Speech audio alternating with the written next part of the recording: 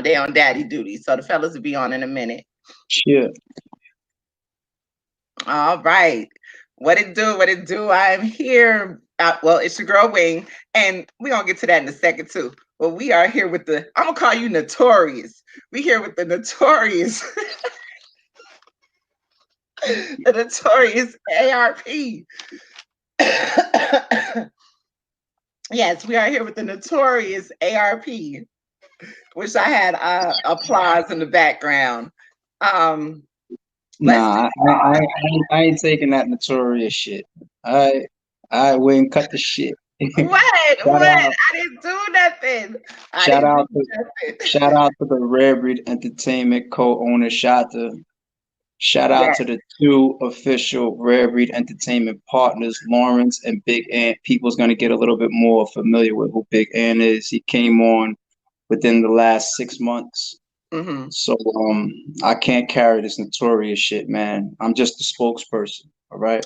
Well, I'm gonna call. Collaborative I haven't met Ant officially. I did see him in November, but yeah, I'm gonna call Shot to definitely Notorious who be sitting in the back just watching things. Shot. I'm telling you, in real life, Shot is way more notorious than I I already know. I'll be watching. You know I'll be watching. I already know. No, but I'm being funny. No, I'm definitely being funny. Let me put it this way. You got everybody talking about this, not this last blog that you did, but the blog, the challenge blog. Everybody has had their whatever they had to say about it, good, bad, indifferent. That is the talk. And I don't know that it was necessarily the talk when you first made the blog or if it was just now. But ultimately, everybody has something to say right now. You know what I am. mean? And but that's you. That's the thing Yeah. about it. It's like that's And, not and here's another thing too. As far as that time thing, we can move that out a little bit longer. I okay. caught some text messages before me and you jumped on, but no, I'm my bad. Go ahead, Wayne. My bad. No. That's cool. That's cool. Like I said, that's just you. Anybody that knows you knows that that's you. And it's not petty. It's not, I think because of the fact of February 29th, it seemed petty, but you have always been analytical, put things out there in perspective. And basically, there's to me, if there is a hint of petty, there's fact behind it. Let's put You it want that you way. want you want you want to clear up all petty talk right now or Let's do anything that. like that right now? Let's do You want that. that right now? Let's do Okay. that. So Let's do that. because I'm really getting used to making sure that things are clear for people because sometimes, people that don't have clear understandings of these situations, they just come up with their own conclusion. Right. So If we y'all could have do it. not seen the blog, I will definitely put it in the live. And ARP, there are questions from Facebook. This StreamYard that streams on. Well, I stream on 4 different platforms. So basically, some of Okay. the questions you might be able to see, some you may not. But usually, I'll try to place them right there so that you can see and you can read them for yourself too. Shout Um, out to everybody in the chat. yeah. So shout out to everybody in the live right now. Um, let's start here. The way you titled it, RBE URL challenge. Um, and basically you put some things out there. Shout out to Well, um the title was ARP, I believe, and pardon me, I don't even remember the full title, but I think it's something to the degree of ARP addresses the RBE and URL challenge. there you go. My bad. Right. Um and what I would say is you made facts in this blog in terms of the underlining. Well, I'll just say it like this because we talked about this on the show before you even made the blog. We talked about this and how, because there were comments about you being on caffeine during during the event. During the event. However, you had a tweet out there, I think before the event, and somebody had mentioned, I don't know what that actual tweet was that you responded to, but you were like, I'm gonna be watching too. You know what I mean? I think people looked at it as, oh, you have a gripe with them, or you are the one who feels slighted when they do certain things, as far Look, as Wayne, I got you. You know I got you, Shorty. All right. So before we get to the title of that blog, let's just back up to the I'm gonna be tuning into, I guess. This is my first time hearing that somebody say that to me. You saying that just now. And as soon as you said it, I peeped the correlation of, or that could be another conspiracy. If I would have heard that or thought about it, I probably would have put it in my blog. What that means is I'm gonna be watching too is going into the event. One thing that we were promoting, because we had to create separation between the events for the fans, because we're sharing a common fan on February 29th, URL and RBE. We have to create separation. And we publicly and purposely reminded fans things like we start at 1 o'clock, they start at 5 o'clock. We have 10 battles advertised on the flyer. They have 4 to 5 battles advertised on the flyer. Theirs is free, ours cost money. So we're creating separation so fans to really analyze and understand the fact that, oh, we actually got a 2-for-1 on this situation, and it's going to work out where we could see both. And I was basically joining the fans in that, saying that I'm not a hypocrite. I'm gonna watch both cards too. right, One, I'm gonna be on stage to watch, and the other one, assuming that our event is gonna be over in time or well before that one is done, I'm gonna hop on the stream for free like everybody else. You see what I'm saying? So that's what that insinuation fully meant. To go back to the title now, to clarify, everybody knows that this is a narrative that was existing since shit, even before August 2018 when we did the Murder Mook return card, the Rare Breeds card. All right, because obviously we announced Murder Mook in like May and then leading all the way through the summer up until August when the event went down. mm-hmm. Now, during that promo run, we did the Rare Breeds versus Summer Madness 7 challenge publicly. And I broke down in the blog that we're talking about the reasons why we did the challenge. Now, this is over a year later. Why did this come up now? It came up now because when they announced February 29th, there's going to be a URL card called Genesis in Atlanta, the same date, the same city, all of this stuff as RBE, which was already announced for over a month. You know what I'm saying? Basically, I saw another narrative get created, and I saw a lot of fans, a lot of comments saying, well, ARP asked for this. He asked for a challenge. So now they're bringing a challenge like real close, like Right. same city, same day. And I just sat back for a while and I was just like, what kind of challenge do you think was ever issued? Y'all don't get it. Maybe y'all didn't understand the Rare Breeds versus SM7 challenge back then. And I know y'all didn't have all the details of the 3 block battles that I put in the blog. A lot of people are seeing what Murder Mook said at the press conference for the first time. A lot of people forgot about the Smack volume card August 4th, them changing to Summer Madness 7 the week before Rare Breeds. You know, if that flyer was put out by that company or not. Like, a lot of people forgot about these details, including the 818 description, troll, whatever it was, mistake that was on a URL battle, T-Rex versus Reed Dollars. A lot of people forgot all of that shit. They either forgot about it or they didn't know some of those details. And I understand that sometimes if I put together a video and condense all that information together, put the proof, show the screenshots, show the footage, show the whole history and the trail, then light bulbs go off. And then I can correct the false narrative that, oh, well, ARP been challenged RBE. We never did. We got blogs, got interviews going back across multiple years where I'm saying URL is a great platform. They're the best platform. They're better and bigger than RBE, always giving them their props. The only reason you guys saw SM7 versus Rare Breeds was because of all the details that I put in that blog. And there's a way for us to turn a negative into a positive, which basically takes back promotion that we felt was taken from us as we was leading into the biggest event that we ever put together.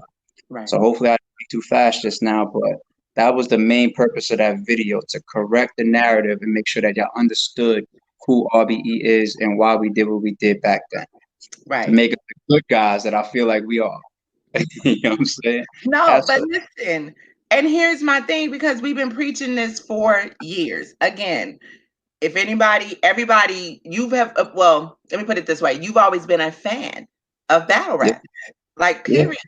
We see you standing side by side at a URL event. We see you at King of the Dot. We've seen you at Guerrilla Warfare. always, You know what I mean? always, We've seen you. always, So definitely. it's like, Black Ice Cartel, right, black, right? um, Like, well, I shit, don't. Those are the main leagues that came and went, leagues that had got names that y'all never even heard of before. I was there in different states, all types of shit. right, Guerrilla Warfare, Chicago, everybody. Trap House, New York, everybody. Queen of the Ring, Queen of the Ring. I ever right, got Queen of the Ring recaps on the channel. You right, know what I'm saying? uh, Like, right. absolutely. And see, my whole thing is, well, and I bring the fan part of it up because being a fan of the culture and deciding to go in with what was his name? Star, with the female events that you did, and then on to Rare Breed. Of course, you analyze, you see, you decide to start the partnership for Rare Breed.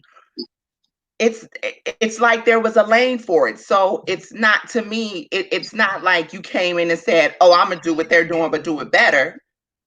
You know what I mean? That's another narrative that it seems like this is why you came into the game, or this is why URL might be mad at you. But even still, You also got to look at it like this too. mhm, Some of the same things that I've said recently. There was a time and period. It's just that, and shout out to Organic. Organic is my homie. We was just on the phone like 2 days ago, chopping up business and all types of shit. Organic, King of the Dot, Gully, Bishop, everybody over there, King Fly. Those are my niggas over there. Um, but there was a period in time where the fans were saying that URL and King of the Dot had a similar back and forth mhm, that mhm, RBE and URL did, right? And everybody has their different ways of interacting with their fans and their supporters. RBE has always been a little bit more transparent. I've always been a pretty decent spokesperson to our supporters.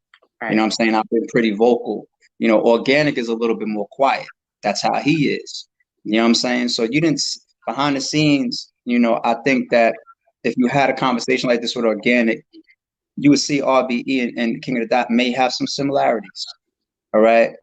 But somewhere along the line, I think that RBE became to receive a little bit more energy than we did in the past. And this is all, I guess, hypothetically speaking. You know what I'm saying? Because I don't want to actually make any direct accusations. These are all opinions. Okay, people. These are all opinions. you let me But make the direct accusations.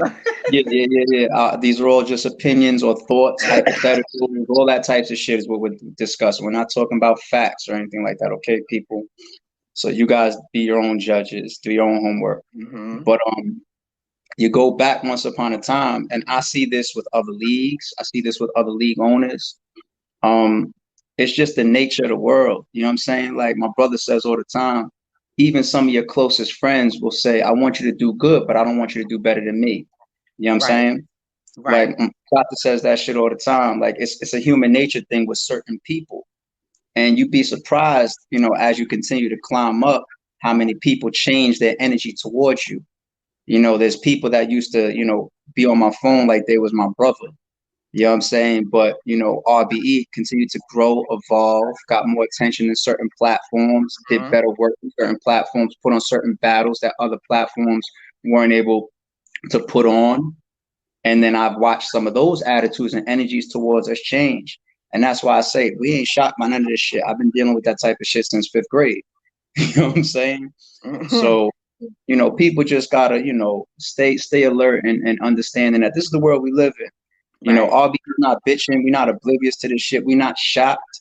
When y'all hear me talk, it's not because I'm in some position where it's like, oh my God, I need y'all to understand what's going on.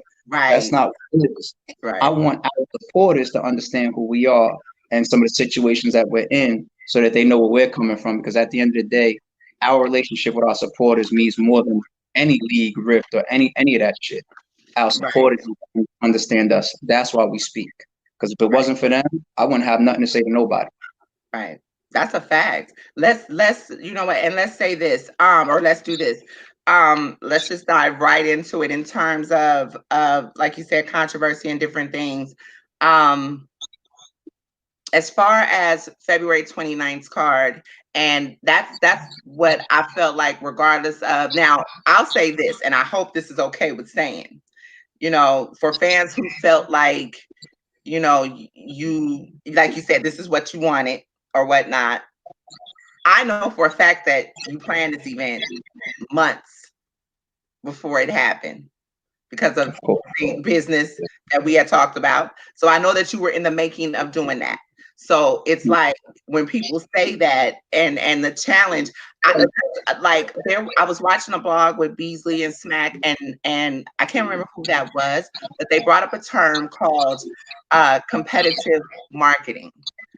Like you mentioned, King of the Dot, it was URL and King of the Dot, with you being third, and I think Queen of the Ring being fourth. And I wasn't even talking about ranks when I said that, because all of that is subjective and it never matters. No trophy or check at the end of the year for it. Right. So I wasn't even going there. I was just saying that how the energies change between those three leagues. Those things. Well, that's why I said we talked about this and fans' perspective and everything. What it do, DME? We got Geechee on the live as well. I'm gonna ask him those questions. Shout out DME. Shout out Geechee. Is that Geechee Gotti? Yeah, that's him. Jason Ford. I have a question. If that is the real Geechee Gotti, because I'm not as Facebook jump out the window as the people that thought I was on caffeine. So if that is the real Geechee Gotti and you confirm that, I'd like to have a question for Geechee Gotti. Okay, Geechee. You can save that. You can save that. Shout out to Geechee Gotti. And shout out to DME. Oh, you gonna ask him the question, or you gonna wait? No, I want you to drive it. If you want me to ask my question to Geechee now, I will, but it seemed like you was on a point just now. I don't want to cut you off. Oh, okay. So the point that I was making was, and you can tell me if I'm right or wrong. The fact that URL, I felt like this, as far as it goes, as far as competitive marketing is concerned, and you this is what you wanted, the challenge, and URL surpassed you with the caffeine situation. My thing is, they didn't surpass me. They've been past RBE. But go ahead. Well, see, here's the thing. Like you said, with rankings, I don't look at it this way. I look at it as URL has always promoted the big show. They have always promoted the big show. This is where they were supposed to be. This is where they were supposed to be. URL, RBE, in my opinion, has always had the essence of what battle rap is supposed to be. So even still, you do have the backing to be innovative and bring things in your niche situation. And I feel like it's equal in terms of what your brands are representing, not who. I don't look at it as who does better, because I've been to URL events. I haven't been, like I said the other day, I hadn't been able to get to RBE events in New York, but since you've moved to Atlanta, I've been. I know the setting there and how I feel with the setting there. What I appreciate about the setting there, the battles up to the battles to the experience. And I know how I feel when I go to a bigger URL event to a smaller URL event. The feelings are different. The battle settings are different. So, the outcomes are different, in my opinion. So I don't look at it as so much of the competition of who's first or second, but you guys have individual lanes with your producing, with how you're putting on a product, or a production, if that makes sense. It does. I mean, as much as this is all battle rap and the fans are here just to see good battles and some of their favorite artists and new stars, old stars, whatever the case may be. The energy that all platforms and leagues create, it should be different, and it is very different. You know what I'm saying? Even if you have similar battlers that cross between platforms, the energy, the vibe, the concepts, the innovation, the creativity, the type of cards, I think I said matchups already, it all should be different. And that's one thing that really starts to put platforms and leagues, in higher graces with fans. You know, they start to have a different connection with them. When you feel like I can go to URL for one thing, I can go to RBE for another thing, I could go to King of the Dot for this, I can go to Battle Academy for that, or Bullpen for this. You know what I'm saying? That's when you know your platform really has established its own personality and its own niche and its own lane. There you go. You know what I'm saying? And the energy, even within our events, like even from the owners, I always use the example of Big Meech. Because I know Big Meech is so respected, so I jump on that all the time. But it's an old DVD clip where he's giving the example of how the leader's energy translates into his followers or his group or his team or his affiliates. He's like, you got a robbing ass boss, you have a robbing ass team. You got a business ass boss, you have a business ass team. You know, even all of these owners have different energies, different personalities. You know what I'm saying? And that translates to the battles. It translates to the fans. You know, when I see fans and here's an easy example. When I see fans say, Adi Boom, or Show Off, or Oops, or Jims, or J Murder, or Heavy Half, or QB, or any of these people are gonna have a favoritism in a crowd because they're RBE. But that doesn't even matter based on what city we're in, whether they do that same thing, whether we're in Atlanta, New York, any city. That's because of the energy that starts from the top. It's a top-down effect. It's a top-down effect. Even the fans identify with my personality at our events. That's why you see how many supporters come through. Like, yo, it feels like a family vibe. It's a cool vibe. I enjoy this. They hang. We do after parties with some of our promotions. Yeah. You know what I'm saying? Top down effect of how me, Shot, Lawrence, and Ant carry ourselves and try to carry our platform, and then it all disseminates through all of it. You guys are definitely accessible. Let's put it that way. You're definitely accessible. When people are at the door, you're at the door, you know, you're taking pictures, you're shaking, you know what I mean? It's like, and not that they don't do that, not that other platforms don't do that, but it's like, it's a difference when you see ARP. And sometimes some people may look at different people as not approachable. If you see ARP standing somewhere, sometimes depending on, and Shata always is blank face, you know what I mean? You may think, oh, okay, I just can't walk up to them. But you guys are right there. You're greeting. You're like, what's up? And you make these people feel important. You really, really do. You know what I mean? Because somebody can come up to you, you've never met them, and they just ask a question, and you're right there. At the face-offs, you're right there, engaged in everything. You know what I mean? And people really appreciate that. They definitely appreciate that. Like I said, my last thing on that, because this is, like I said, now that this has happened, I think this is a perfect timing because when I was in school for my business degree, most people know I was going for business marketing. I did a thesis on I think we've talked about this, the Coca-Cola Pepsi feud for years. If anybody knows anything about that, Google is your friend. You can Google this. But the biggest thing with this, it just started to remind me, like I said, when the term competitive marketing came about, and it was just like, you know what, this is Pepsi and Coca-Cola, a 50-year, I guess you could say, feud, because, you know, anybody who knows behind the scenes with that, when I worked for the Better Business Bureau, I knew it and learned a lot more about that whole situation and everything, and how it was up and down, and all of the different things that Coca-Cola did and then Pepsi did, and Pepsi seemed to always be coming up short to Coca-Cola. There was one statement made, how that to me put all of this in perspective, where fans pit you guys against one another. There was a statement that was made about Coca-Cola that when Coca-Cola changed the formula of the product, and people were just like, you know, nah, we didn't really like that. And then all of a sudden, it seemed as if people bought the product even though they didn't like it. But then Pepsi was coming through, and then they came through with the challenge Remember the Oh, the Taste Coke Test Pepsi challenge Challenge? in the commercials and shit. Yes, the Taste Test Challenge. And they was bold about it. And they did the whole Pepsi versus Coke. And they, you didn't know what label was what.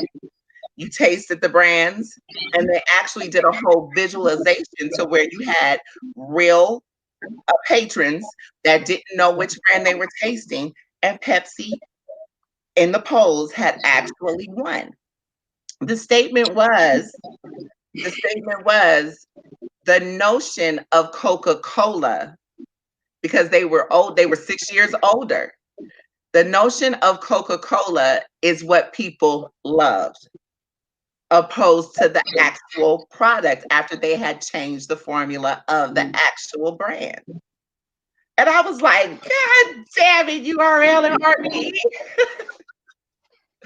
So I'm The just, notion, you the know, notion, the notion. So that whole thing, I was listening because I never did the whole background and knowledge on Coca-Cola and Pepsi, even though we've all seen some of that shit in the commercials and shit.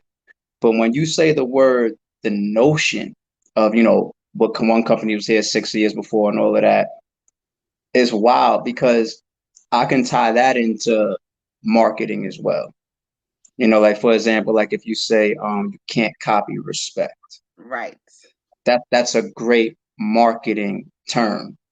right, It's almost anti who anybody else. You know what right. I'm saying? Like ours is more general, like brick by brick.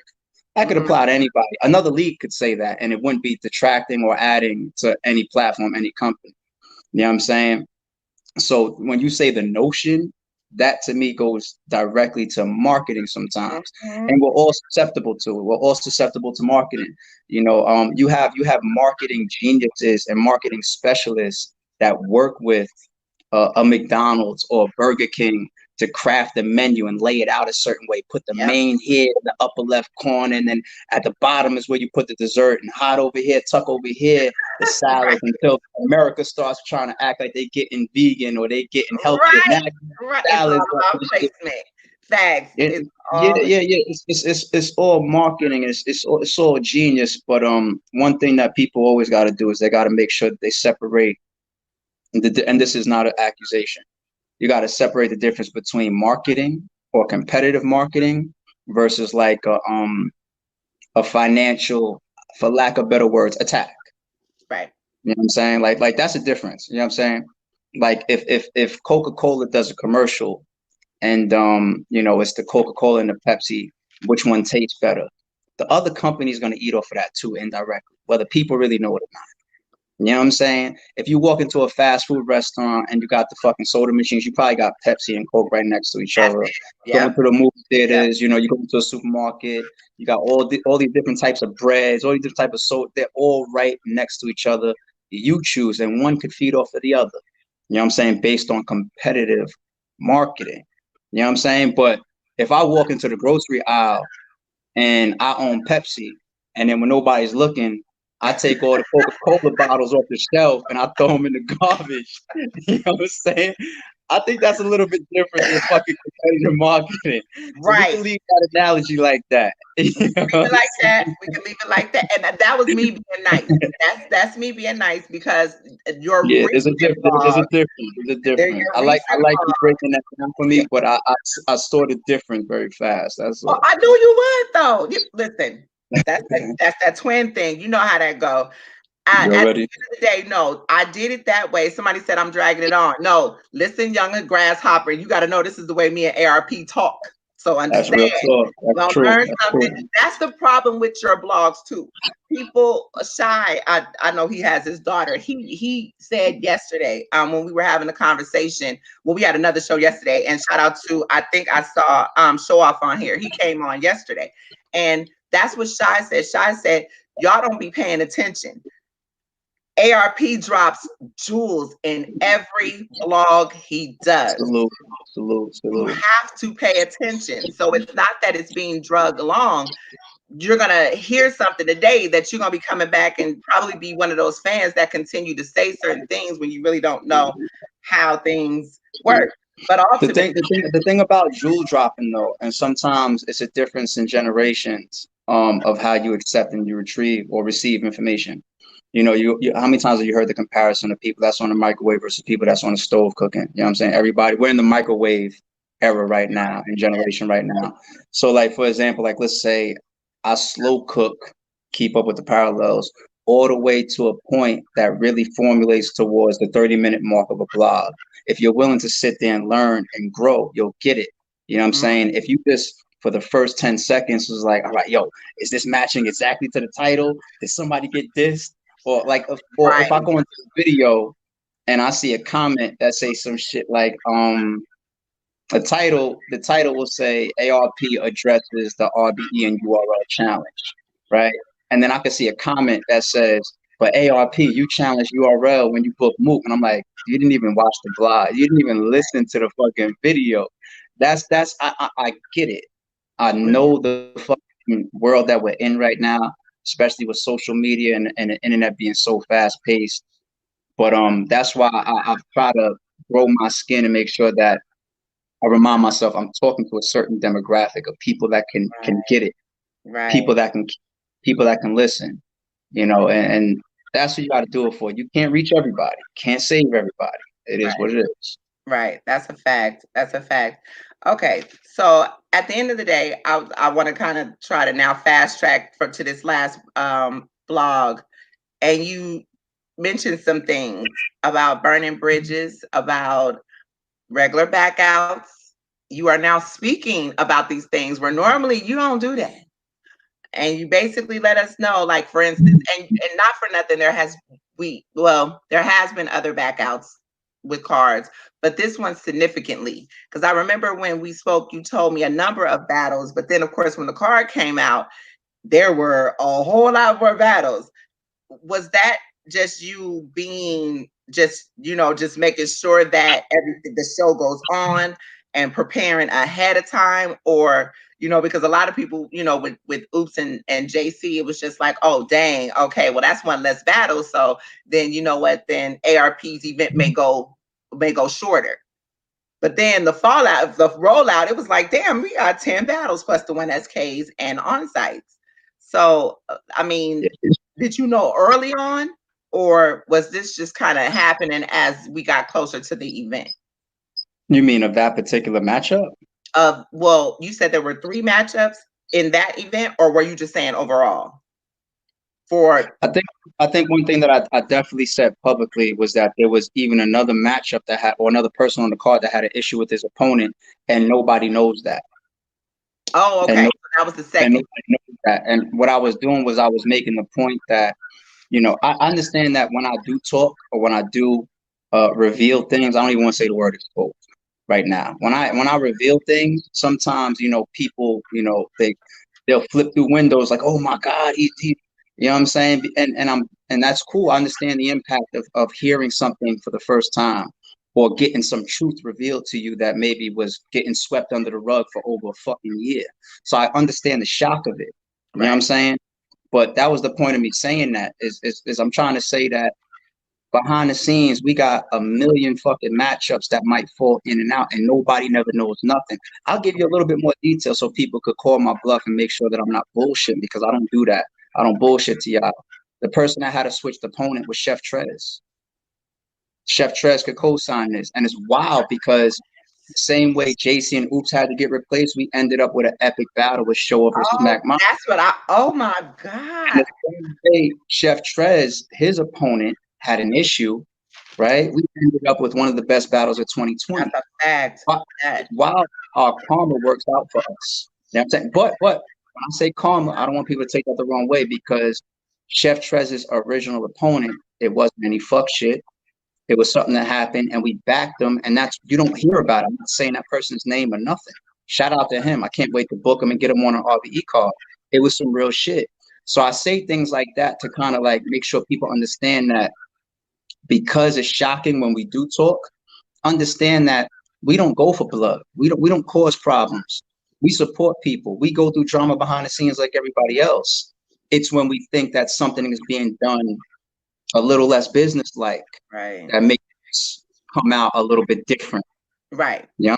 And Right. if you mentioned Show Off. I don't know if Show Off is in the chat. When Show Off battled QB, he had like week and a half maybe notice or whatever. It's because had an issue. You know what I'm Right. saying? And then we Okay. doing Show Off QB last minute. At that event, I actually got on stage and defended Heavy Hab. I'm like, yo, y'all make sure y'all understand Heavy Hab. It wasn't no fuck shit. We got him. And then after that, you seen him on our stage like 3, 4, 5 times. You know what I'm saying? He actually just got back into the battle rap fold because he was dealing with something in his personal life. Yes. So you might have seen it on Facebook. I'm not putting his business out there like that, but I think he puts it on his Facebook updates and all that.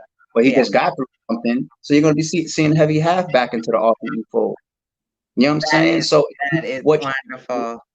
it's how you do it.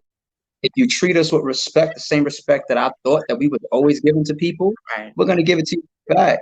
You know what I'm saying? But if you try to treat us like we suckers or stupid or play us or do bad business with us, you might get a different reaction. And I think that's deservingly so. I think anybody running the business would feel and react the same way, or they should if they're going to stand on something.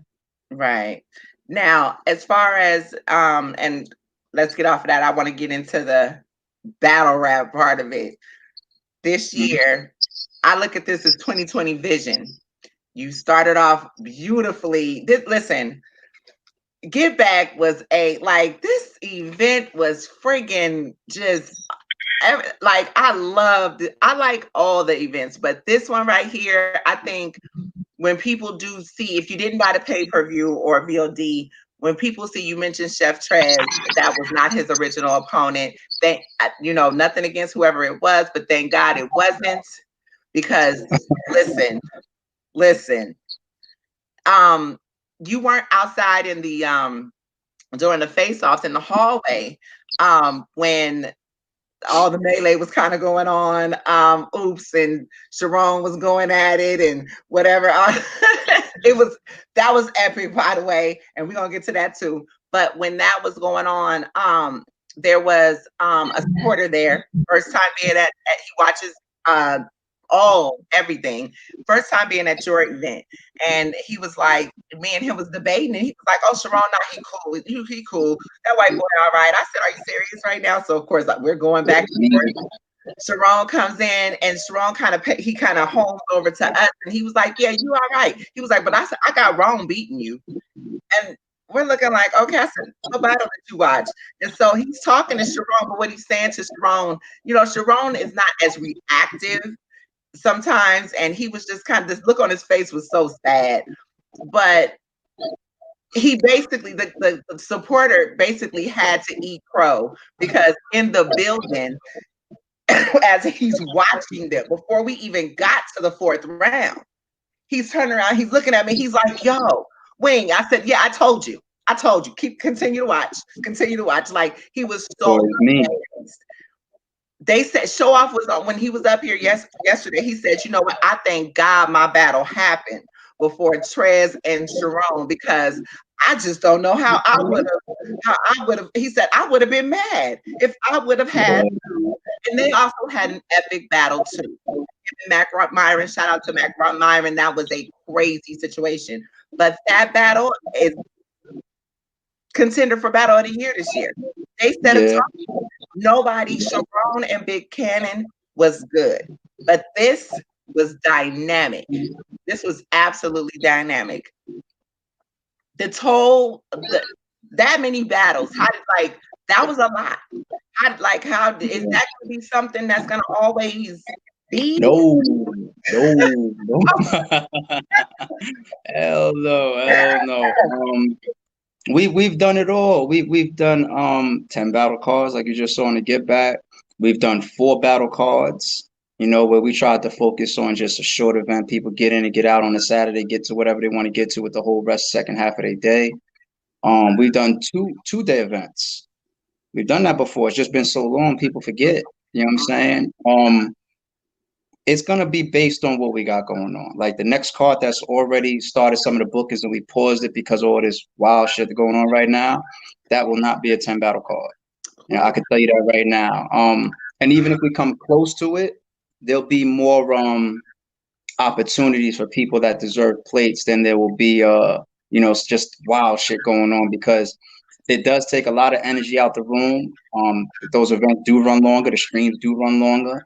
And sometimes we want to give you, you know, that much talent on one card, but it's not easy. It's not But easy to carry all I'm sure, that. but that much talent on the card, and the thing about it is, because it was a statement also made that you showed that it doesn't have to be the gods of battle rap to make great battles, but that's really always been what you've done. That I think anybody that says that, I appreciate the notice on that, but that has been shown for a very long time right now. And right. somebody that thinks that, they just have short memories. Actually, No, that's one you of the just ways. OD'd on this card. That's all that was. Yeah, and that's actually one of the reasons why the blood, sweat, and tears concept was pushed into battle rap, because it wasn't that it had to be, you know, the big names and 2,000 people in a venue. We go small room, and I could watch this guy Oops versus Daylight. I could watch this guy Show Off versus Big K or Arsenal. I could watch this guy Jim versus Averb. I could watch Jay Murder versus Daylight. You know what I'm saying? I could watch Mr. Mills versus JC. I could watch QB versus Official. Like, and some of these guys, you know, had established, you know, fans already, of course, but it wasn't trying to necessarily pair this person does 1 million views, that person does 1 million views, make them battle each other. It was never that. It was if you nice, you nice. You know what I'm saying? So when you see a get back type of card where you got that much talent, you know what I'm saying? I understand people get caught up in the bright lights and the hype sometimes of some of these other things that go on in the culture during the year. But if you are a battle rap fan, a real battle rap fan, you just look at the card and you say, wow, the paper, I'm going to see what's going to happen on February 29th. But on paper, shit, for $40? That's it. This is motherfucking Ace in the hallway, like, oh, that for 100? Like, you know what I'm saying? And then you was doing a 2-for-1, you did $10 off. You gave discounts too. This is RBE saying, "What the fuck you need a bottle for? Like, fucking bottle. What you need a bottle for, man? Like, yeah, listen, I can meet you tomorrow. Nah, man. You know, other building across the street. You know, we be back after Corona across the street though. Like, just remember what we gave you without the bottle. That's all. That's what you gotta do. That's a fact. Now, as far as female battles go, not necessarily a ladies and gents or a full female card. You know, we have Blue Cocaine, and we've had a couple of female battles, you know, in the past, since the last event. Is that going to be a regular for events coming up? It's not the next card. I know that. Ladies and Gents was volume 1 because we want to do a volume 2. You know what I'm saying? Like the Get Back wasn't volume 1 because we don't have a plan of doing a Get Back part 2, even though one may come. You know what I'm saying? So ladies and gents, we want to turn into a series. We just need to make sure that the timing is right. The ladies are really ready to catch wreck in a situation like that, because when they come out for a call like that, they got to represent. Right. They got to represent because it's a male dominated sport. Right. And even the fan base is male dominated. Like, look on your YouTube analytics, it's probably over like 80% male dominated. You know what I'm saying? So that puts, you know, everything behind the ball a little bit, from the ladies as battlers, the leagues as businessmen. You know, it's not easy to make sure that these women get the looks and the light that they deserve. So we just need to make sure that when we come out with Ladies and Gents Volume 2, that people get behind it, they support it, and the ladies go crazy. They really go crazy. They're the ones that put us in a position to do it more frequent. It's just like any other battler. Like, so for example, if I book battler XYZ and he chokes 4 battles in a row, the fans are going to say you can't book him. And that's not what happened in Ladies and Gents. People love the Ladies and Gents matchup. They went crazy. They did their thing. I just want to make sure that the fans get ready for stuff like that and they support it the way that those girls and the platforms deserve it to. Instead of having the question marks going in and saying, all right, let me see how this turns out before I support it, and then I'm going to get in line the next time around. You got to support it from day one if you want to see it. That's real talk. You got to support it if you really want to see it. You know what I mean? D Nice asks, when is the first drop for the Get Back card? It could be very soon. It could be within the next 2 weeks. Who we kidding, man? The VOD is there. Like who we kidding? Yeah, you know I mean, and shout out to everybody that doesn't want to wait for any of the drops. The entire card is available at rarebreedent.com. You don't have to wait for nothing. You know what I'm saying? Like you can support the card. It's Not worth everybody it. wants to go to the VOD and spend their money. They want it on YouTube. That's fine. Every battle will hit YouTube. But we gotta wait. We got a system. You know what I'm saying? We have the paying supporters and customers actively on the VOD. They're still to this day buying the get back card. They're still hearing things about it. They're still saying, "You want to know what? I heard all this shit about 40 Cal or Big K or Chef Trez or," and they're going up there and they're copping it. Now, if we go around, turn around and drop a battle tomorrow or next week, you know, we got paying customers that might feel cheated. You know what I'm saying? So we gotta handle the Right. business way for the paying customers and the paying supporters, and then for all the people that's waiting on YouTube, we got y'all. We prioritize y'all and respect y'all just as much, but we got y'all after the paying supporters get they run through with the VOD. That's a fact. It's worth it, y'all. It's definitely worth it. It really Definitely. is. Let's see. Okay, so I said the giving. Let's get into the road to the king of RBE. I never said no road. No, there is a flyer. There's a little flyer that says "Road to King of RBE." I We didn't make tweeted it. it. We didn't make that flyer. Oh, I thought y'all made it. I No, tweeted it, but it's fire because no. at the time we were on this excitement about the get back card, but then I saw a flyer on. It's on your. You know what? It's on your page. I've seen it on your Twitter It, or Twitter. it probably is. I probably retweeted it from somebody that made it. Okay, so Yes, I'm like, watch this. Watch this. Wait, you want me to tell you how it started? yes, yes. Tell how it started, because people have been saying that they're the king of RBE for years, right? Like you catch Oops or Chips or Big Cannon or Show Off or even JC at the time or all these people at the right time, they will say I'm the fucking king. You know what I'm saying? Right. Control your hamsters in the background, homie. Right. Your reception. Nah, we good, we good, we Malone, good. your I fuck with your wristband too. But here's how it started. We started with Ill Will was the first one because reception. we wanted to show the fans, because we got the whole response of him battling 40 Cal and people saying that Ill Will is one of the best in the world.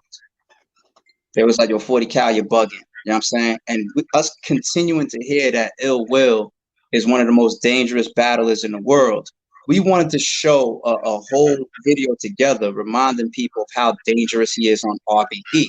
We understand he has classics off of RBE. For example, Ill Will versus Rum Nitty, Ill Will versus Big K. These are classics. You know what I'm saying? Those aren't RBE battles. But if you just stick to his RBE resume, we want to remind fans how crazy he is, because we started hearing that narrative so much when we announced him versus 40 Cal. You know what I'm saying? We first dropped that one. We realized, like, number one, it would be fair if we continue to give other people that video, but it also was going to be a way to promote and show people that was on the card. So if you notice, people was on the card, they got them first. So you saw Ill Will get one. Right. You saw Big T get one. You saw Show Off get one. Mm-hmm. Oops was battle, so we decided I will push Oops' back, Right. and then we just continue that. But the first thing was about showing Ill Will. After that, we said, okay, let's show the people that's on the card. Then the narrative started, where people started really asking a question: Right. who is king? Who does have the best resume and the best outcome battles on RBE? And we kept going. We still got plenty more to go. You're going to see one for QB. You're going to see one for Jay Murder. You're going to see one for Matt Hoffa deserves one. Maybe I got to double back and see all the shit that we can maybe catch from Mr. Mills. He might deserve one. Of course, Oops. Of course, Oops is going to get one. Jims deserves. He's got a lot of work in RBE. You know what I'm saying? So there's plenty more of those to come. And by the time we're done with them, it's also going to come off as a salute back to everybody that got huge resumes on the RBE platform. They earned it. That's a fact. That's a fact. With now with the speaking of Oops, Big K got one too, right? Big K got one. Daylight even got one, and that was the name that you mentioned in your blog. And we're having conversations. We're having conversations. I said, yeah, shout out to Dave. So we'll see daylight soon. Soon enough. Okay. Soon Well, enough. that's a start. That's a start. Well, even to say that's a start. I know people's minds go straight back to Daylight versus King Low situation. Mm-hmm. I get it. First of all, me and Daylight probably like a month or two after that situation, probably before we even got to 2019, we got on the phone and we expressed our point of views, why that Okay. situation went the way it went. Daylight said how he felt. I said exactly how we felt and how I felt on the RBE side. We Mm-hmm. both understood both sides and we moved on. We left it alone at that point. After that, we continued to have regular conversations, like regular, typical Daylight and ARP conversations. Every card we do, almost every battle we drop, Daylight's trolling me on my text message. You know what I'm saying? We did the math and serious. He was like, "Yo, that card is trash because I ain't on it." You know what I'm saying? We got the February 29th shit that was going on. He was texting me like, "Yo, the only way you're gonna win this war is if I come back." You know this. Like, he's always trolling me on my text. He's like, "I could save RBE from the URL and all of this shit." It's Daylight. You know what I'm saying? But this is the type of relationship that we have behind the scenes that nobody knows, to the point where in private we just joke and still mess around like it's day one. You know what I'm saying? Of course, we talk about business. We've had business conversations recently. We've had business conversations this week, me and Daylight. Okay. Okay. But I'd be lying if I told y'all that something was locked in. So when people are expecting or looking forward to Daylight back on RBE, sooner or later it'll happen. When the timing is right and when the Right. matchup, the point and everything lines up, we're gonna get it done. As far as what everybody else knows and thinks about over a year ago with Daylight and King Los, trust me when I say that, it's old news to That's RBE done. and Daylight. That's old news to RBE and Daylight. That's good. That's good. I'm Yes. glad that I mentioned that. Okay. Well, that's a good thing too. Now, I brought up two names that you said daylight, or I said daylight. So yeah, I wanted to say that because I had mentioned it. Will we get two battles? Because you did retweet. Show off mentioned wanting to battle Emerson Kennedy and Sharon versus Oops. I guess I gotta be careful what I retweet now. Like the fuck. I'm just saying. I'm just She said, she saying. said, she said you See, did retweet it. I hey, retweet a lot of shit for support. I Like am. I Listen. retweet a lot. You know, I just don't want people to think that my retweets are coded. My Right. retweets sometimes Not at are just all. support. Not at all. You know what I'm saying? Or whatever. But But those are like two Bob battles. said, he did Those are say, those are go ahead. one of them is a rivalry. Mhm. Oops and Sharon's rivalry continues to grow. I saw Sharon's video and interview as to why he doesn't want to battle Oops on King of the Dot. He Right. mentioned when he battles on King of the Dot, they set out at a certain type of matchup. That's Sharon's position. Oops Mhm. has his own reasons why he wants to talk to Sharon. You know what I'm saying? And he don't care what platform it is. I'm pretty sure Oops will do it on King of the Dot. He'll do it on RBE. So I think that's a rivalry that RBE would put on for the fans. If the time was right and things was working out with both Sharon and Oops' side. As far as Showa versus Emerson Kennedy, I think I saw that today on Twitter. And I think that matchup is ridiculous. I think that matchup is stupid. You know what I'm saying? Emerson Kennedy, he debuted versus Oops, and he went crazy. He went crazy. We almost, Man. I don't want to say the opponent. Emerson Kennedy versus a very sick opponent was almost on, was it the ladies? It was either the ladies and gents card or the get back card. I've been in talks with Emerson Kennedy ever since he battled Oops. You know what I'm saying? So it's just been timing or opponent, not working out at the time or whatever. So now that man earned a bunch of plates on RBE after what he brought us versus Man, Oops. listen. Yeah, Yes. he definitely Did earned his plates you, well, I know you did. I know yeah, you saw him and QP. And that's kind of he did, how he did. yeah, that's kind of how that conversation came about. And so Show Off, that's why I'm on your heels. Because Show Off was like, you do know, media and fans, y'all make these things happen. So I'm not sure. I think Ray and Eat Light, they started first. Before I could even get to Twitter, they were already Once the battle is, the fans and the media and the bloggers start pushing a battle, it's that much easier for a league. Who are we kidding? right.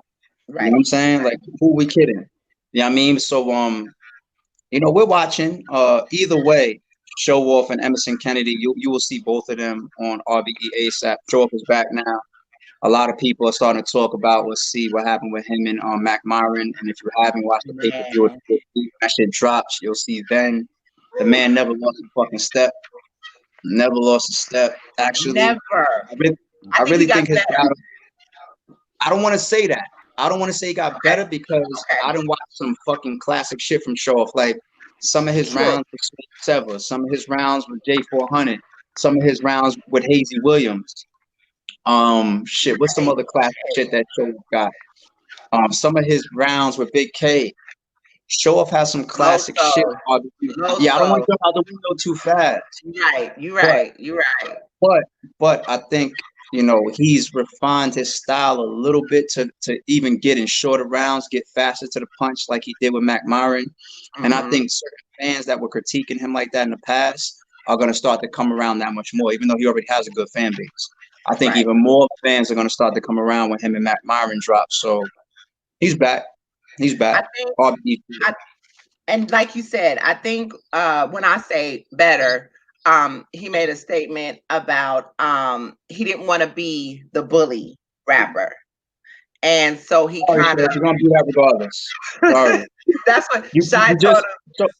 So if you just put a video on your page and fighting in front of a bus, you know what I'm saying, while you're on your way to work or some shit. Nigga had a fucking suit on. And he got into some fight. Like, the nigga deserved it. I saw the nigga spit towards Show Off's direction or some shit. Nigga deserved everything he got. But I'm sorry, Show Off. It's gonna be very hard to get. You know what I'm saying? Shy told him. I'm sorry. Like, it is what it is. That doesn't mean that he always has to be in bully matchups. Right. Doesn't mean that he can only battle Math Hoffa or Swave Sever or nah. Like Mac Myron these days is starting to have the reputation of more of being funny and charismatic and being a puncher. Mac Myron doesn't have the reputation right now of at a battle rap side of being a bully, and that matchup turned out great. So you're gonna see Show Off at matchups like that though. But when Show Off touches this stage, they're gonna expect him to bring a certain vibe and energy towards his opponents that we see him live in real life and on the stage thus far. You got to be careful. You can't just try to overhaul your style because you turn off the people that got to know you for a certain reason. You can't just overhaul your whole style. You know what I'm saying? So I got to be careful of that. That's a fact. If y'all got questions, y'all need to come on because I'm almost done. Where's Geechee at? I was waiting for the question part. Is Geechee still on? I don't see him in the comments. Let me see. I only want to ask a question if he's still there. I only want to ask the question if Geechee Gotti is still there. I want him to be able to answer. I'm gonna tag him. But let me ask this. While we're waiting for him, let me ask this too, as far as the progression for new talent from the 1SKs to the onside. There he is. He came. Oh, he been there. All right. Shout out to Geechee. We going to that? Yeah. Are you sure this is the real Geechee Gotti? Because I'm still on caffeine from what I heard. Oh. I'm still on that fucking app right now. So you have to be. I'm not a hypocrite. You gotta be careful the fuck people think they're talking to. All right. Oh yeah, no. See, Geechee and I are friends on Facebook. Yeah, that's the real one. Okay, Mr. Geechee Gotti, sir. That's your fault, Shot. What you said? I said that caffeine comment that you made. I said that's Shot Brown fault. It was funny though. It's Jason Voorhees. What's the word, champ? My question to Mr. Geechee Gotti is, when did I become that other nigga? And I'm referencing your rounds and your raps towards Bull Red. And obviously the parallel that I'm creating is some of the private and the personal conversations that we have had off record, off camera, off everything. So when I watched you on Bull Red, when I saw your blog was that other nigga, I was like, when did I become that to Geechee Gotti? So I was very curious about that, sir.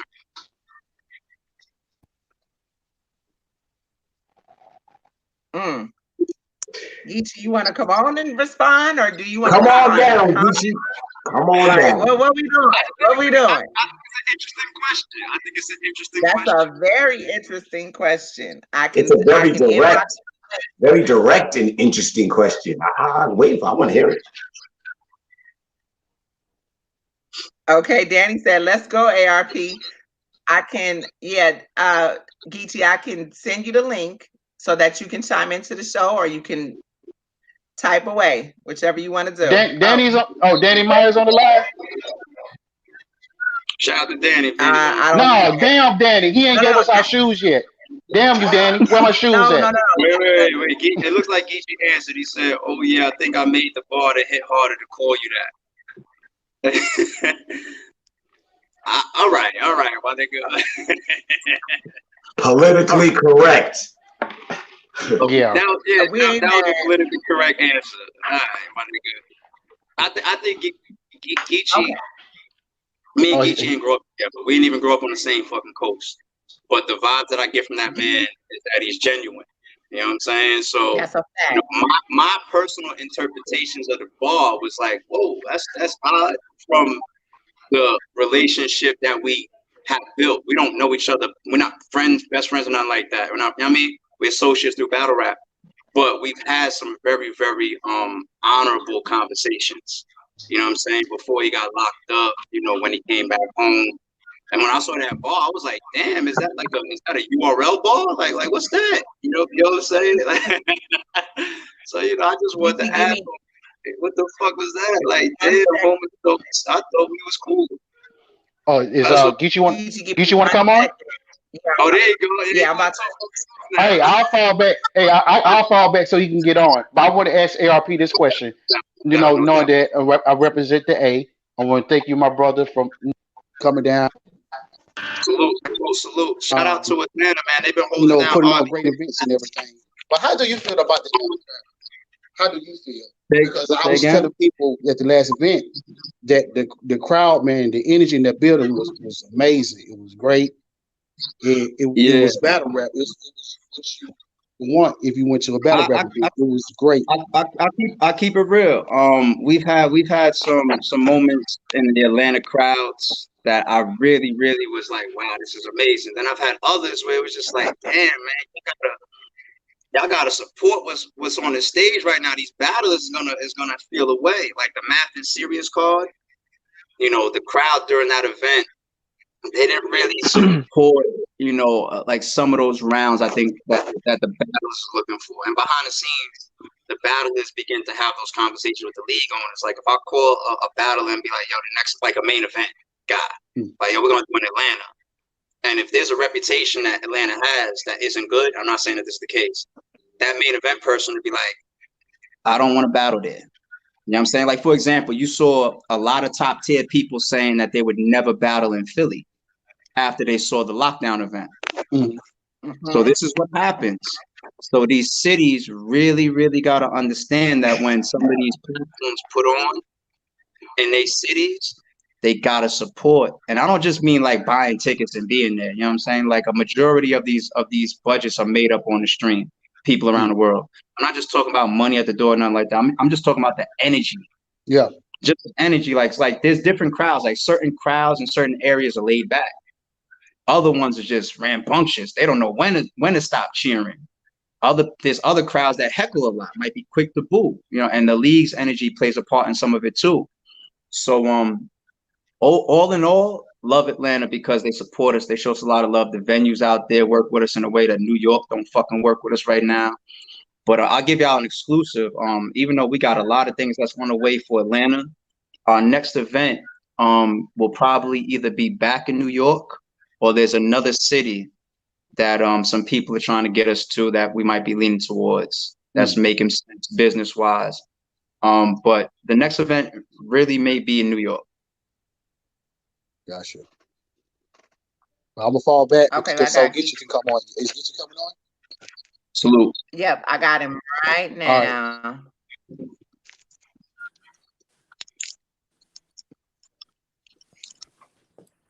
All right. Hey. Oh, I'm in this joint. Yep, you in here. You in here. Popping, man, with the people, It's man. only a holes, people. All right, don't overdo it. I know motherfuckers be crazy on they trolling and shit. It's only a holes. They be like, he took some corona medicine or some shit. I don't even know that. It's only a holes, people. God, he was good, boy. Hey, what's something with it? Hey, yeah, man. Nah, hey, no cap. I really don't. What I know what I was telling him. I'm like, you only fuck with this nigga because to get attention from that other nigga like a messy bitch or some shit. That shit was hard. Nah, but It was mean. Cause angle wise, it makes sense for old Red because he battles a lot on URL and RBE. Oh man, so but come on, the you got setup. the thing. Yeah, You understand the stereotype and you battle primarily on URL. So it would make it, yeah. So on the outside looking in, it'll seem like I don't fuck with you. I get what you're saying, but nah, yeah, man, it was like that nigga over there. And I'm just like, when did I become that? You know what I'm saying? Like I was only doing that so I don't get fined. Yeah, I was just doing that so I don't get fined, man. You know how it go, man. Oh, wait. So what did you just say that? If you say ARP, you get fined? No, I'm fucking with you. Listen. That last statement, ARP, was kind of like the bar that he spit. It's the same toilet, same shit. Yeah. That nigga Geechee contract. That nigga Geechee contract say if you say ARP, you get fined. Oh man.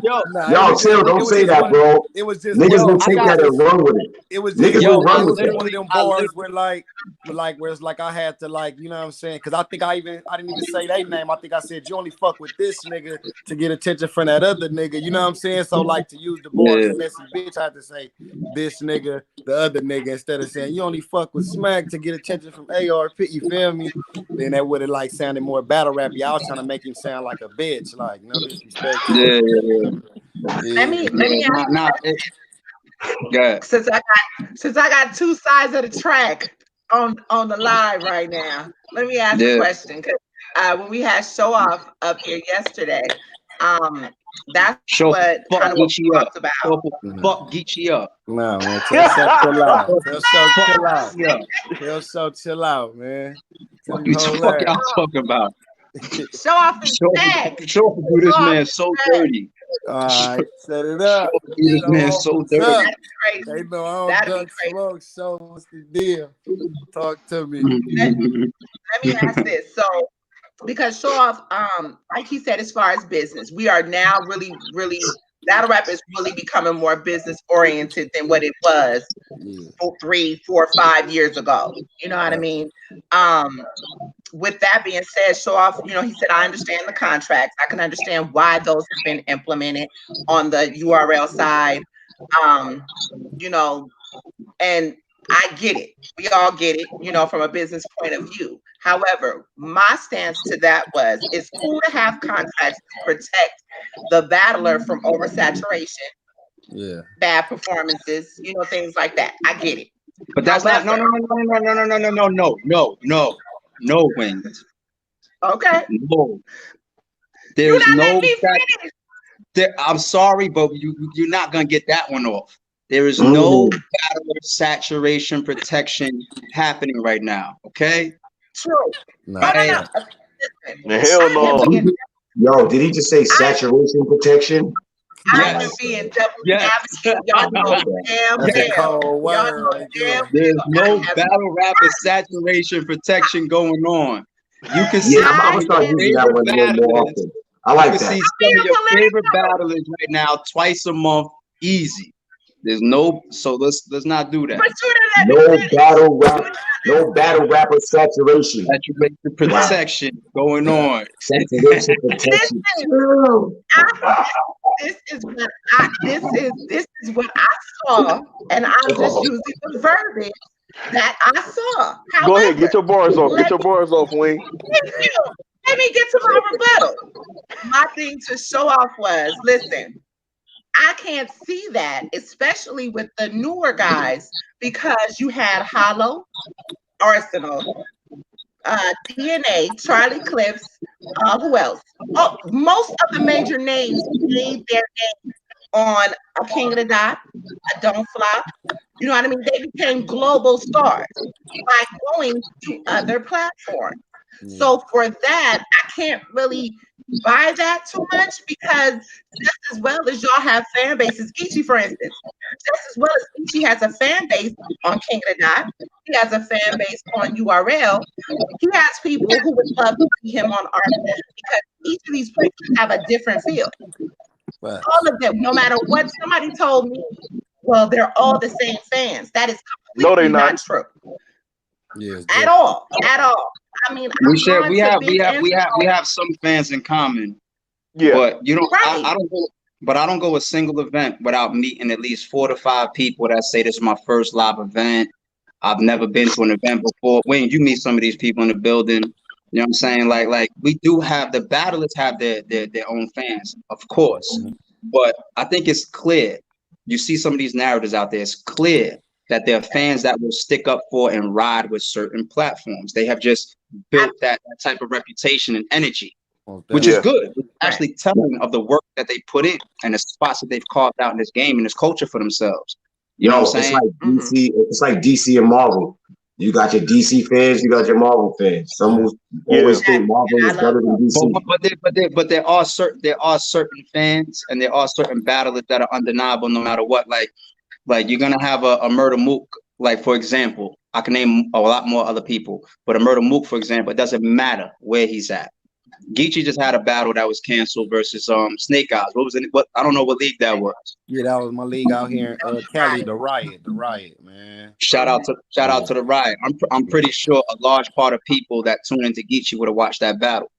You know what I'm saying? Absolutely. So we definitely have fans in common that start from the battlers, that start from the leagues. Both ways. It's both sides of the street as far as how that works. But we're not going to do the saturation thing. We're not going to do that. We're not going to do that. And you know what? Shout out to Jada Nightwing. Jada Nightwing said that saturation protection sounds freaky. Yeah. Come on, y'all niggas go too far with shit. If I didn't respect Geechee, man, if I didn't respect Geechee, I put him on the spot with another question, and I ask him, when is that battle happening? Which one? Let's go. I think the point is for him not to say it. Only you and him know. The math battle.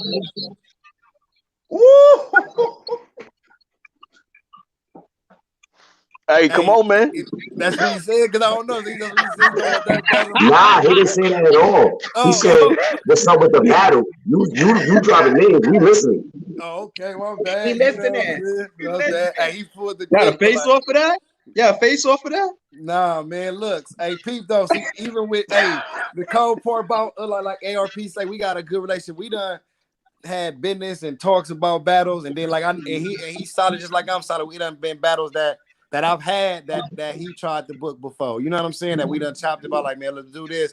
And sometimes it ain't been timing too, because like, you know what I'm saying? I'm never one of the dudes who go and be like, hey, such and such trying to book this. You know what I'm saying? A lot of times I don't know how it get out. Somebody else might be like, yo, trying to make it happen and end up happening. You know what I'm saying? So it ended up just going down. But for the most part, like he always done solid business with me. Even the battle that didn't go down, like, man, money was returned like in proper time, and able to do, like, we ain't never just been on no like I'm running off or ducking, and we ain't never lost contact. He still hit me up like, yo, you know, even without being battle, like, man, how you doing? Regular shit, you know what I mean? Just chop it up. And whenever he done gave me the opportunity, like whenever you ready, just get at me. If I feel like fucking with him, you know what I'm saying? He don't be on no, yo, I need you. Don't be like that. So the respect I got. A real person report is. I got the same respect for him, man, because it always been solid. Like, you know what I mean? The way he conducted his business, you feel me? For real. A real person report is gonna be across the board, no matter where you come from. Yeah. So it's like no matter if I can meet ARP tomorrow and. Like it could be a real person report, like just based on whatever energy you feed off of somebody. Yeah. Like this man from NY, I'm from Detroit, you know, and I don't know this man from a can of paint, only that he a league owner. But if we met each other and that respect is there, then that's where the energy is going to always be. Yeah, so it's understandable. And I mentioned something like that in that blog that we started out this interview talking about.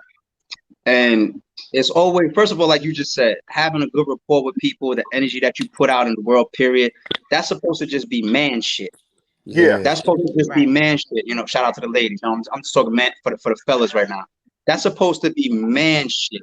Past that on a business level, why would you not keep your connections with people that you could, you know, make things happen with? All It could be time. today, it could be tomorrow, it could be a year from now, it could be 5 years from now. Right. You know what I'm saying? You know why? Murder Moose battled on RBE one time. I've been on the phone with him and his manager every month since then, and it hasn't even been about business. Right. It hasn't even been about business. At least once a month, we chopping up shit. Yo, good announcement. Yo, what's going on? Yo, did you see this? Boom, boom. Yo, what happened with this? Regular shit. Yeah, we just run. It's not always about the dollar that's in front of you today. Yep. You know? I mean, I got that same relationship to this day. In 2028. You know what I'm saying? Or you never know. You never, or we might never get a chance to do business. And that's cool. But at the same time, the energy that you give people doesn't have to be as if your mind is made up. Will I get $1 with this man or not? Because it don't cost you nothing to keep respect lines between two people that might or might not. It don't cost you nothing to keep respect lines. It don't cost you nothing. I think that's one thing, like in the culture, that kind of just get misconstrued is like everybody not men of respect, like men of honor. You know what I'm saying? Like you can't hold everybody to them candles because everybody not really like everybody be from like hoods and cities and all that, but you don't know these niggas' backgrounds and how they really is. You know what I'm saying? Some motherfuckers is one way on stage and not who they really are. You know what I'm saying? Geechee, you done fucked up and alley-ooped me the wrong fucking conversation for that comment right there. No, watch this. Watch this. You see how you say niggas is from different cities, different neighborhoods and all that? We done seen where Geechee is from. Yep. The things that Geechee claimed, some of the things that he grew up in, right? Yep. How do you feel about people treating that like in battle rap? Like, for example, creating these type of separation energies and animosities at a battle rap level. For example, I never come through. So fuck come that. Through. Yeah. I'm not part of that battle rap group, so fuck that group. Yeah, and you die behind gang shit. Yeah, for sure. For sure.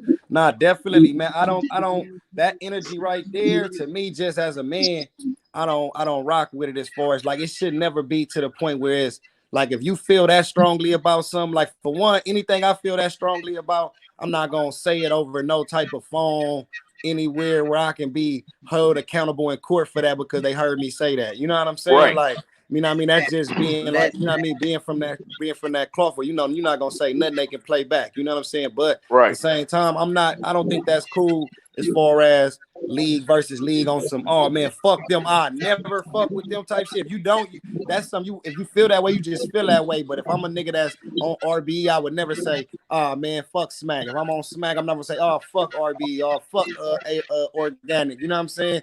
Because it shouldn't be that. In a battle, of course, if you use that as an angle to say something when you in the ring to talk shit, everybody talk shit at the league owner or say some shit in the ring. But outside, it's still supposed to be that genuine respect. Like, nah, it ain't serious. It's good. Right. If I can work with them, like you say, you want to keep those lines open because you never know. A motherfucker can fall off tomorrow, and that dude you've been talking shit to could have been that dude who gave you that bone. Like, hey, bro, I still want to work with you. You know what I'm saying? Like, yeah, them niggas not fucking with you. But I'm fucking with you. I'm done. I don't got nothing else to say. But you know, salute, man. Yeah, man. Come on. You know, nigga, I know a little something, man. I got a little something up in this brain, man. I see you in the library, you know what I'm saying? Yeah. Right. Everybody tripping off that. Here's the thing about that, though. These ain't books. These music. Oh, okay. Let me know what this. Oh, he got a music library. Hold up. This all music. Look what ARB he pulled right out. He put the X out. Okay, this all music. I grab. It don't matter. I grab all types of legends. Oh, that's lit. That's lit. Yeah, that's all music. Oh my God. You gotta be at ARP house. Yeah, come on. No. We ain't doing that. Y'all keep y'all corona where it's at. Yeah, the corona serious. Nigga got hoodies on in the house. Like, hold up, man. Okay, battles getting canceled and all that. So don't try to bring y'all asses over here. I'm good. Dude, man. I smell like 70% alcohol, man. I work at the airport. I've been hosing myself down with that shit all day. Oh, dang, man. This shit real, man. This shit real. Smell like 100% weed. The ganja will keep the corona away. But Wing, throw us one more topic before we jump, lady. Okay. Well, I was actually going to back off of what you just said to Geechee, the comment that you just made to Geechee in regard to there is a difference with the whole wannabe gangbanger or thug life or whatever the fuck you want to call it in battle rap and not knowing how to handle business. You know what I mean? Like you said, I think ARP said it in his blog, burning bridges. You know what I mean? Geechee being who he is and where he's from, a lot of these motherfuckers don't understand being from the West. And like I tell a lot of people this. Matter of fact, we had our gang culture show with Don Nino and B Dot last year. That was something that we talked about in terms of people don't understand that culture. You learn to be a man at 16 years old. You learn responsibility. You learn, you know what I mean, how to really manage. Bringing that into battle rap and basically disloyal. This is the most disloyal culture I've ever seen in my life.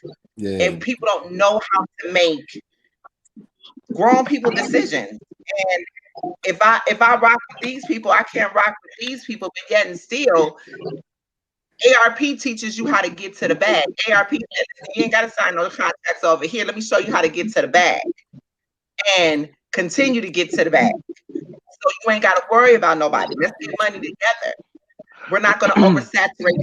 We'll holler at you every few months or every other year or whatever. But it shouldn't be a problem having to keep a relationship with someone who, like Geechee said, you may need. And some of us say that we may not need somebody, but let's just keep it up. RBE has cultivated some relationships that URL had let go. Is that a fair assessment? It's actually, that is a fair assessment, but there's also just the way I can answer that reality-wise, because if you look across the history of RBE and URL over the last 7 years, which is when RBE came in, there's 1,000,001 scenarios where you see battlers that got hot on URL and then went to RBE, as well as battlers that got hot on RBE and then went to URL. So for example, you'll see Chef Trez get hot on URL and then he ended up coming to RBE. Snake Eyes recently, he got hot on URL and then he came over to RBE. You know what I'm saying? But then vice versa, you could see just after Jay Murder had his 250,000 view battle drop versus Daylight, you know, he was then offered a PG. Loso got hot, and then he was offered a PG. B-Dot got hot. You know, he had classics. He was offered a PG. Pat Stay battled, like, let's say, A-Verb and Danny Myers on RBE, and then for the first time, he was approached by URL. You know what I'm saying? So that the misconception is only the energy that you choose to carry. And if you're carrying that because you want to isolate yourself with a narrative of one platform instead of just carrying the narrative of overall battle rap, which is what we all should be carrying, then I get it. But if you trace the history of it, it's always going to be back and forth. Still here? You just went low. Am I back? Missed that part. Yeah, a call came in and I just dropped. My bad. But as long as y'all still got me. But at the end of the day, and this is why I said none of us are leagues. You know, we can call ourselves leagues. You can create a platform that's called Battle Rap League or whatever. We're all platforms. All of us. Over the last, I'd say maybe 2 years, things have begun to get a little bit more league-like. You see what I'm saying? Where you're going to get only certain battlers. Then I can offer, here's a 5-battle contract. Here's a 2020 contract. And I applaud those people. You know what I'm saying? But not every platform always going to make those type of investments in every single battler. So you might have, like, let's say, even if it's only 5 or 10% of the battlers that fall into a category like that, you still have the remaining 90% of these battlers and talent out there that's going to move around based on their opportunities, their opponents, their money, you know what I'm saying, their situation, personal, battle rap wise. We're all platforms. Now, of course, it's still a good or platform to give yourself enough innovation, enough creativity to carve yourself out and have your own lane. You know what I'm saying? Regardless of who comes over. Regardless of who comes over, because we say promoted only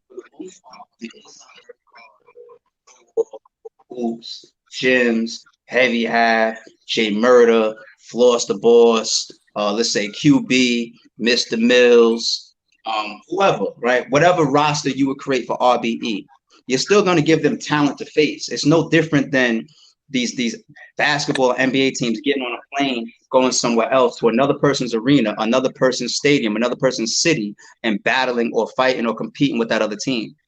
It's no different. Right. You know what I'm saying? And these NBA players that might be signed to a league in that case, okay. But to make this money, to create the situation, we're battling people from somewhere else. You know what I mean? Now, if you, once again, if you're that 10%, you fall into that you offer the type of money and situation where it's going to last you, let's say, a whole year, or it's going to be more like an all-out employment, then take that shit. Young brother, get money. If you're not, you're going to see a DNA everywhere. You're going to see the Charlie Clips everywhere. Now, I mean, like, it's not coincidence that the people that have that type of muscle do what they want when they want. Do It's what not they coincidence. want, right. You know what I'm saying? Some do what they're told. There's a big difference. And anybody that's real, they know who's who. The people that are strong enough to do what they want, and the people that are strong enough to do what they're told. That's the world that we live in. That's a fact. Hey, let me ask you this though. This like kind of off that topic, just not even really. This is just something totally different. Because you know, I just be dealing with, like, you know, a lot of younger artists and stuff that I'm just speaking on, like Western artists and things like that. You know how URL got the PGs, King of the Dot got the GZs, y'all had the 1SKs and things like that. How do a young battler go about, like, getting in contact with getting on y'all stage, like people that haven't never blazed our platform, that's kind of newer in the scene? Like, how do they go about that? You know what I mean? Like, getting that job.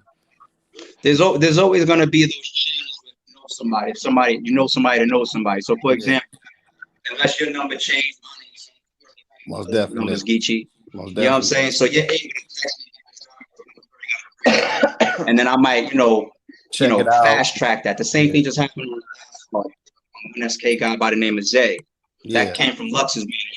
You know what I'm saying? That's Tiffany getting on my phone saying, yo, I'm doing something right now. You know, I need your support. And I put that young man on. 100. So if you got a connection to people, myself or Lawrence, then you use your connections. That's the world we live in. But if you're just a random person trying to build your stock with battle, you got to hit up Lawrence. You got to hit up Lawrence, because Lawrence is completely one SK battles. He chooses all the matchups. Even if I send somebody over, like, yo, take a look at this guy, you know, Geechee's name and his word is worth something. If Geechee is promoting this person, we should take a look. Do that. I might fast track this person to the front of the line, but Lawrence still makes conversations of the actual opponents and the matchups. So I always want me shot to have that perspective and that type of title where people don't bypass him with disrespect. So, you know, use your connections if you got them. Please DM or shoot your footage to Lawrence. Most definitely. He's on Twitter, he's on RBE. All of our acts are in the descriptions of every single video that we upload. Every description that we upload got our acts in it. You know what I'm saying? So actually, after 7 years, when I get fans DM me like, yo, how do I get on RBE? I'm like, you ain't really on the platform. You know what I'm saying? Nah, but real shit. Nah, you know what I mean? Like, you know somebody. I seen a couple of my cats. I seen a couple of cats in the comments saying that shit. Like, y'all been trying to get on, so I'm just asking that so they'll hear it. You know what I mean? From the horse's mouth and shit like that as well. You did on the red. Yeah, get out. If you don't already have a line to somebody, you know, just please DM Lawrence or shoot him your footage online, and he'll do his best to get with you. Yeah, you already know. I got you. I'm gonna be at you for sure. Yo, ARP, I got a question. For you. It just came. You gotta go in a minute. Huh? Nah, ever since that call came in, y'all are low as shit. happened. That's why I keep moving the phone close. I'm listening. All right. All right. Well, Geechee knows, and we all know. So the PGs have been suspended, right? So now we have the Crucible. I feel like as soon as that starts to happen, you know what I'm saying? The battle rappers that don't make it are gonna need platforms or new homes. So how do you feel? It's gonna happen. I feel like it's gonna happen. The way that the talks is happening and things of that nature, it feels like it doesn't matter. For other leagues, a lot of rappers are gonna end up in other places or things of that nature, or things like that. So for RBE, you guys are a premier league. You know what I'm saying? Like, I'm not gonna lie to you. I like the whole RBE versus URL thing. It's a myth to me, but competition is competition. To me, it's like not even big brother, little brother, but you know what I'm saying? It's competition. Like, you know what it is. But a lot of rappers are going to be coming to your door. How do you feel about that? If you care at all, but it's gonna happen. If that's even a question that I'm asking.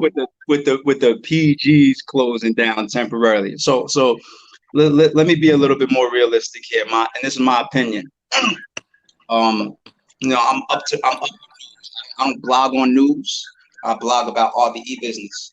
You know what I'm saying? Y'all don't see me, this person had a fight or what. You see, I don't blog on that stuff. We mind our business. We speak on our business. You know what I'm saying? But in my opinion, because I'm up to the news, I think that temporary thing is more so associated with, you know, the energy of managing that situation. Yeah, I mean, I think the PGs provide a lot, business wise, and also platform wise within that company. I don't think the PG platform will be gone long enough, will be suspended long enough to the point where it's going to be that big of an impact.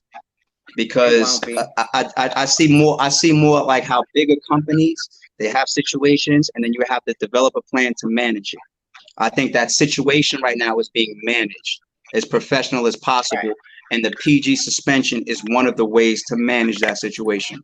Okay, so the first thing I want to say to that is let's not assume that, oh my God, the doors is closed at the PG, so now those 500 people are just going to be scrambling. I don't see it that way. And the second thing that I want to say to that point right there is that I salute you and I appreciate you for saying that RBE is one of the premier platforms and leagues. But even I'm not going to act like there's only 3 platforms out here. Nah. It's not just the GZs, the 1SKs, right. And the PGs. Right. There's still I would probably guess there's at least 300 within the United States. I would literally say about 300 at least. You know what I'm saying? Those are a lot of platforms for people to be getting looks still. And some of them are great platforms, big leagues that do big numbers and have great looks, big promotions and big budgets and all that too. Right. So if you nice, you're not gonna get overlooked.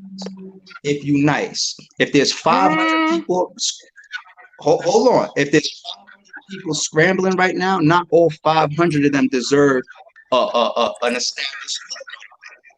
You know what I'm saying? Right. Like, as far as when you see somebody GZ or PG or 1SK, these people are not fresh for their first time battling with no footage behind them. These people have experience. URL, King of RBE, I don't think you're ever going to see them put somebody on stage like that in that fashion. These people are coming from places. They're coming from We Go Hard. They're coming from Trap House. They may be coming from, I don't even want to name every, but you know what the point that I'm making. Those leagues are still right there functioning like everybody else. So you're not going to see, to me, that much fallout just for the PGs. You're just going to see people getting less opportunities temporarily within URL promotion, but that doesn't mean that opportunities to actually get on the stage, get some footage, and keep moving and progressing your career is going to dry up. I don't believe that. I got a question. Yes, sir. Or whoever's for. The question for you, ARP. Yes, sir. Okay, you said you've had conversations with Mook, and most of the time it's not about battles or anything like that. Like, could we expect Mook to be back on the RBE stage anytime soon, or? Don't he got like 3 battles with y'all left, or something like that? Didn't he have like 5? There be RBE contracts that I don't know about. Maybe Shot the Big N or Lawrence, somebody signed up shit. So I don't know. You know what I'm saying? Like there was a time we let it float sometimes because it's interesting talk. You know, it's not damaging. People saying Jay Mills got a 5 battle contract and all that. We purposely didn't jump out there and clear that up to actually continue to promote Jay Mills and let him have that narrative. It wasn't damaging us, you know, it was creating a narrative that we could use when we book him for a second battle, which was Enes. But Mook, you'll see him back. You know what I'm saying? Mook, ever since the Avery battle, he had the itch. That's one of the reasons why he jumped on the double impact. He made a call and was just like, yo, I see Lucky on there, I see Surface on there. I need to make some room for me. And niggas made it work for him. Put him on the card. You know what I'm saying? So that's somebody with the itch right now.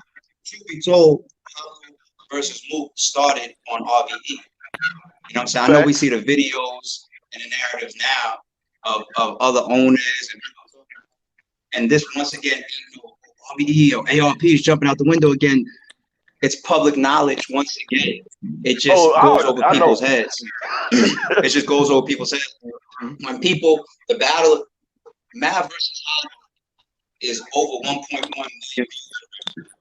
Hollow clearly ranks a whole scheme and setup towards Mav about loyalty and business and how it separates. And it's a fine line sometimes. And he says in his rant, he says, ARP called me for a Mook battle. What I did, call Smack first. Okay, so we actually had contracts in December 2018 for that battle. Once it got out, other people immediately got interested in that matchup as well. You know what I'm saying? So even that battle, you know what I'm saying? Like that was so much hunger of Mook because that was being discussed and negotiated December 2018, and he had battled August 2018. So you're gonna go August and then lock right back in December for whatever date. Actually, that ended. That's how y'all got Holy Math for February. A lot of people. Yo, ARP. If that situation didn't happen like that behind the scenes, y'all would have saw Mook and Hollow in February instead of Hollow and Math in February 2019. Wow. Oh, yo, shit. It's just real shit. Yo, ARP. Yo, I got another question for you. Come on, man. Yo, Geechee's right there, man. I got a question for Geechee. Listen. Go ahead, Malone. Geechee enjoying it. Geechee enjoying it. Just relaxing. No, he's chilling. And I'm pretty sure he want to know the answer to this one too. And I do. And I hope I ain't like, you know what I'm saying? I ain't trying to ruffle feathers, but I'm gonna need a nigga to answer the question. So the ghost of the music library. Averb, verse. Like, are we ever gonna get that? That's the end of the question. Averb versus anybody? Nah, Iron Solomon. Oh no, nah. That's what you really wanted to go with. No, for real. I really wanted at the time. I wanted to see that, but that's what I wanted to know. Oh, y'all thought I was gonna ask him depth to find. Nah, I really was. Oh, Geechee, question, brother. Will we see you on Geechee? Will we ever see you on RBE this year, 2020? Don't answer that, Geechee. Don't answer that. No, come on. Nah. Listen. Yo, Gotti, Geechee better go on RBE and show off. We can't. Let me tell y'all. Yeah, can't give y'all that because then it's like then y'all gonna make the book. Don't answer that, Gotti. Yeah, you know. Answer that. Right. You're gonna have conspiracies. You got ARP and Gotti on this phone. Yeah. All right. We don't need no drama. But now what I will say Gotti, is for this, me, for yeah, hey, guy, don't answer that, man.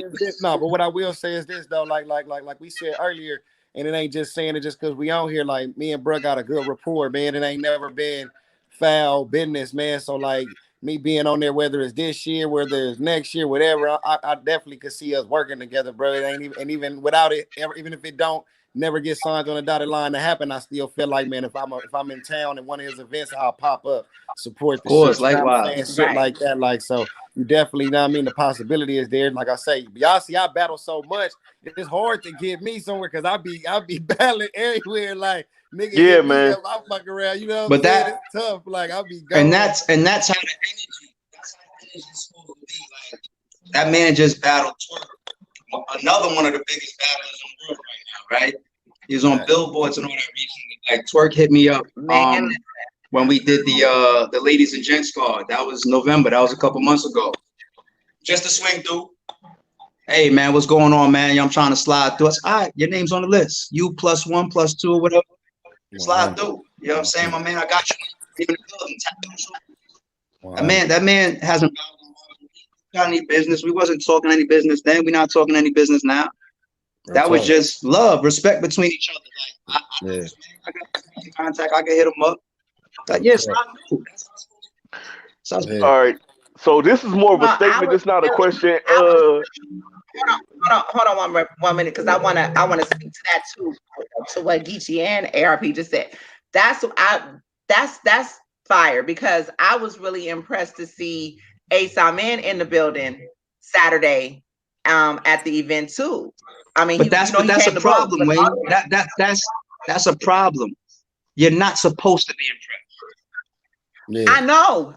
Yeah, and I think that's what goes back to when he was saying how people got that narrative of, oh, I don't fuck with niggas. Exactly. I don't think a lot of the like the motherfuckers who fuck with niggas, I don't see it. It might be some niggas who think like that, but for the most part, I feel like the culture is a big culture and niggas fuck with each other. Like, you know what I'm saying? So if he got Danny Myers battling A-Ward, Danny Myers my guy. If I'm in town, if I wasn't battling, I would have pulled up. You know what I'm saying? Like, that's my bro. Exactly. Like, I'm support. Exactly. I feel like other battlers feel like that as well. Even if they not homies, if it's a battle that you want to see, like, oh shit, Mook versus Verb going down. I can see that live and I ain't got no battle book. Let me pull up. Like, I just think like niggas gotta kind of just put that, oh, I can't go there because if I'm be seen here, a blogger gonna be like, oh, guess who's in the building? Guess he there you go. Exactly. You know what I'm saying? But like, I guess he's gonna get booked instead of just thinking niggas genuinely just supporting like business, like especially black business. Like these are black business owners like doing their thing and putting money back into these young artists and, you know what I mean, minority artists and shit like that. That's how I kind of look at it, because I like niggas knew I was doing the hair shit. You know what I'm saying? Like, oh man, nigga, that's nigga. So I used to love when battlers brung it up when I was selling the shit. Like, oh, I done sold hair the bitches off the shit. Like, niggas would be calling, yo, Geechee, you really got the bundles? Like, yeah, let's get it, man. Like, I think we just gotta support each other as businessmen. Like, especially if you really like about that, man. You know what I'm saying? Like, nigga, it ain't nothing to go stand in the crowd and like, I think, just be there, even if you're not battling, man. Like, you know what I'm saying? I go to King of the Dot events when I'm not on the card. You know what I'm saying? If it's in LA or Oakland, somewhere I can drive to or get to, man, just to support. I always keep my relationships open with Organic and J Pro and them. You know what I'm saying? There've been times where they hit me and I can't do it. But they don't never be like, oh, you can't do it, because it's just like, all right, catch you on the next one. Me and him.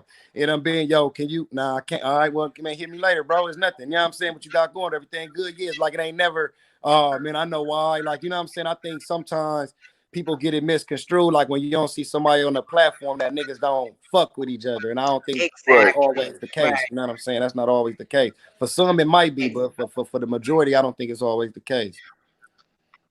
And see, that's the narrative that y'all change right here. You see what I'm saying? You're on the platform with ARP. Y'all talking to them. Y'all would never knew that I even probably knew this nigga. You know what I'm saying? Like, I really didn't. I did.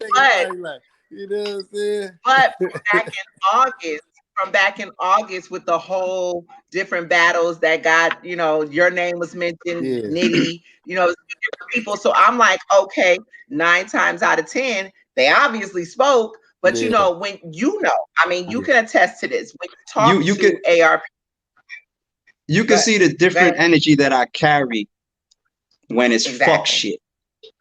You know what I'm saying? Right. You see people that have been on RBE for years, and it's no picks, because if I've been rocking with somebody for years and I had some type of energy with them publicly and privately, me and Geechee never even worked together. And even when you heard about that situation for the first time, you heard it from Matt. You didn't hear it from me.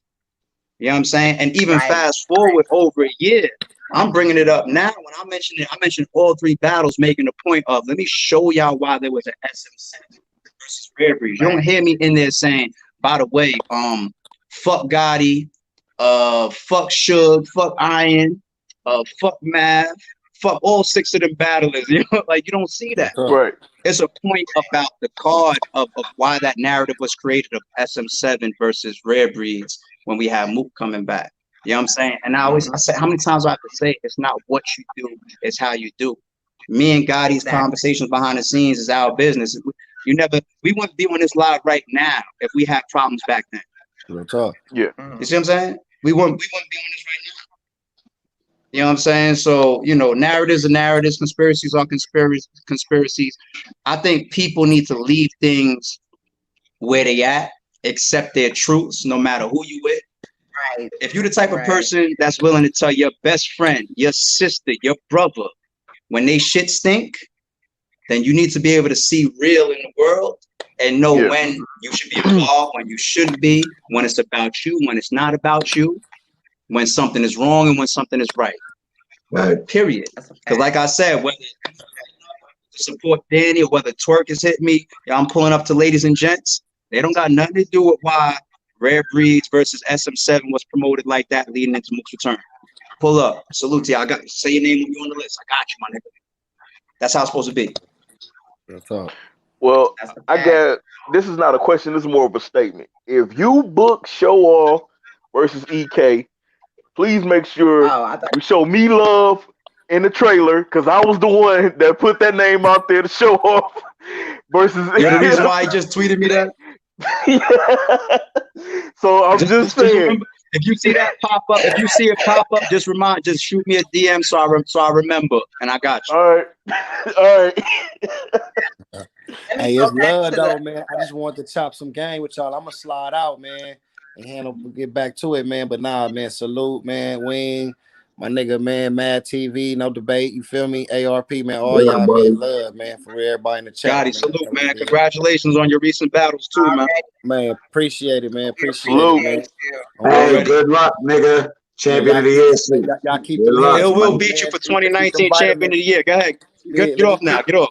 Yeah, I'm going. Let me get. I'm trying to win it for 2022. I'm going. Yeah, you lead it. You lead it for 2020, but Will got you for 2019. We gonna have to go fight to the finish, man. Man.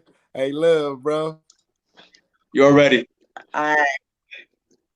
Yeah. Yeah, that's kind of dope. Before you go, because before you go, I was trying to actually get him before he left because I wanted to fuck that nigga Gotti, man. You a bitch ass nigga, man. I don't fuck with that nigga. That nigga can't battle on RBE ever. We ain't fuck with that nigga. That nigga sabotaged our Now you know what? You know bitch niggas do that shit.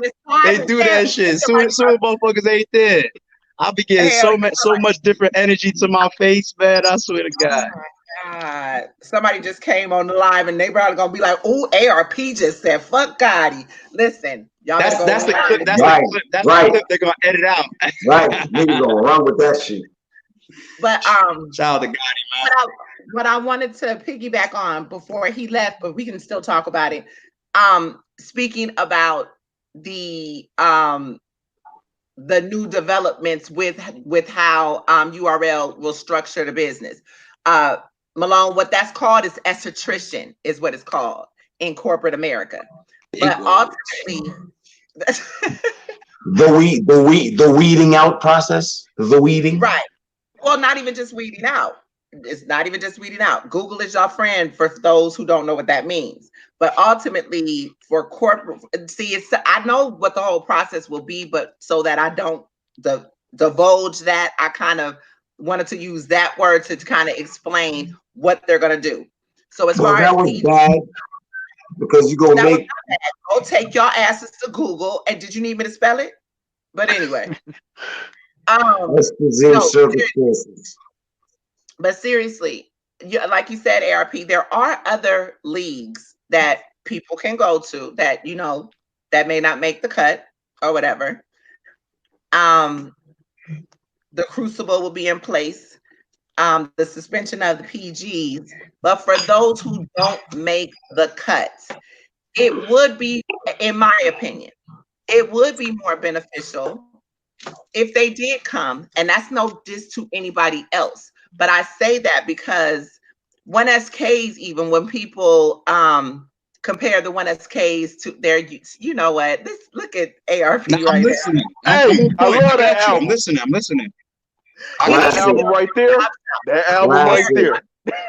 Y'all gotta put I got ARP you. I'm on listening. your chop chop stuff on your hip hop chop chop show. That's what y'all need to do. Y'all need to call ARP 98 shit. Classic. chop shop show. Don't forget.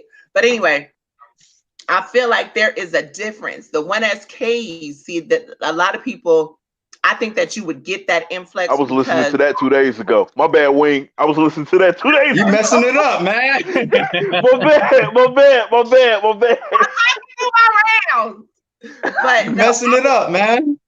I'll make it quick.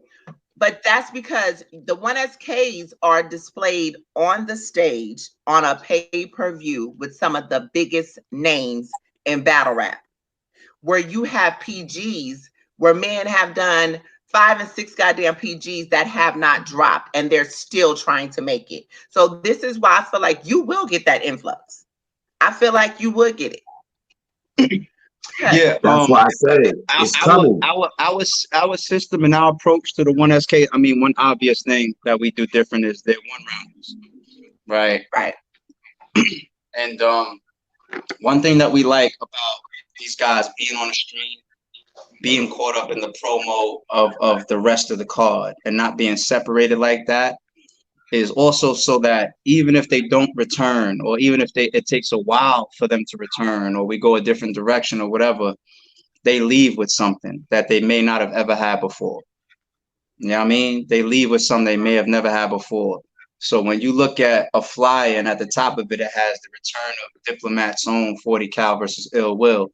But before you get to the end of that flyer, you're going to see a name like Zay or Payne or Wavington or Bone Call. You know, some of these people fans never heard of before.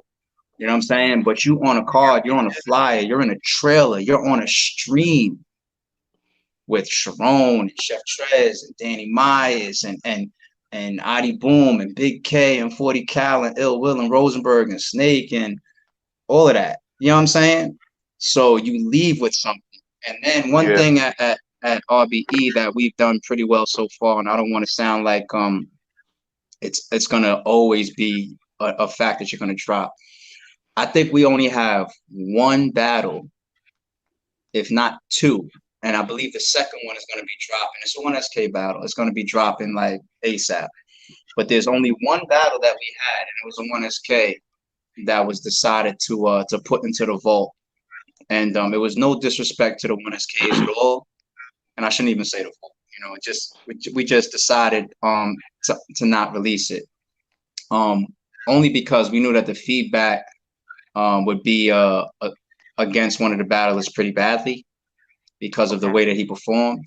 And the other person looked like he wasn't that much ready yet, to the point where we wanted to put a little bit more pressure on the 1SKs to make sure that these people were really coming through there and delivering great performances, because we started to see a little bit of that at times. Like, you know, people saying, what about this guy? How did that person get a plate when you got this guy named Payne out here? How did that person get a plate when you got this guy named Wavington out here? Like, they should be getting 1SKs. So we put pressure on ourselves recently to make sure that the people that are coming through really deserve it. And we're not just, you know, grabbing names. It's not a first come, first serve situation. It's not as easy to get a 1SK as it used to be. And that's a good thing. And that's a good thing. But like I said before, even if you don't, you know, make it to the on-site battle, or if you don't get called for a second 1SK, you're still leaving with something, because you're booking the entire promo of that whole big card that you're on. So our approach is a little different, but we think that it still benefits the battlers pretty well.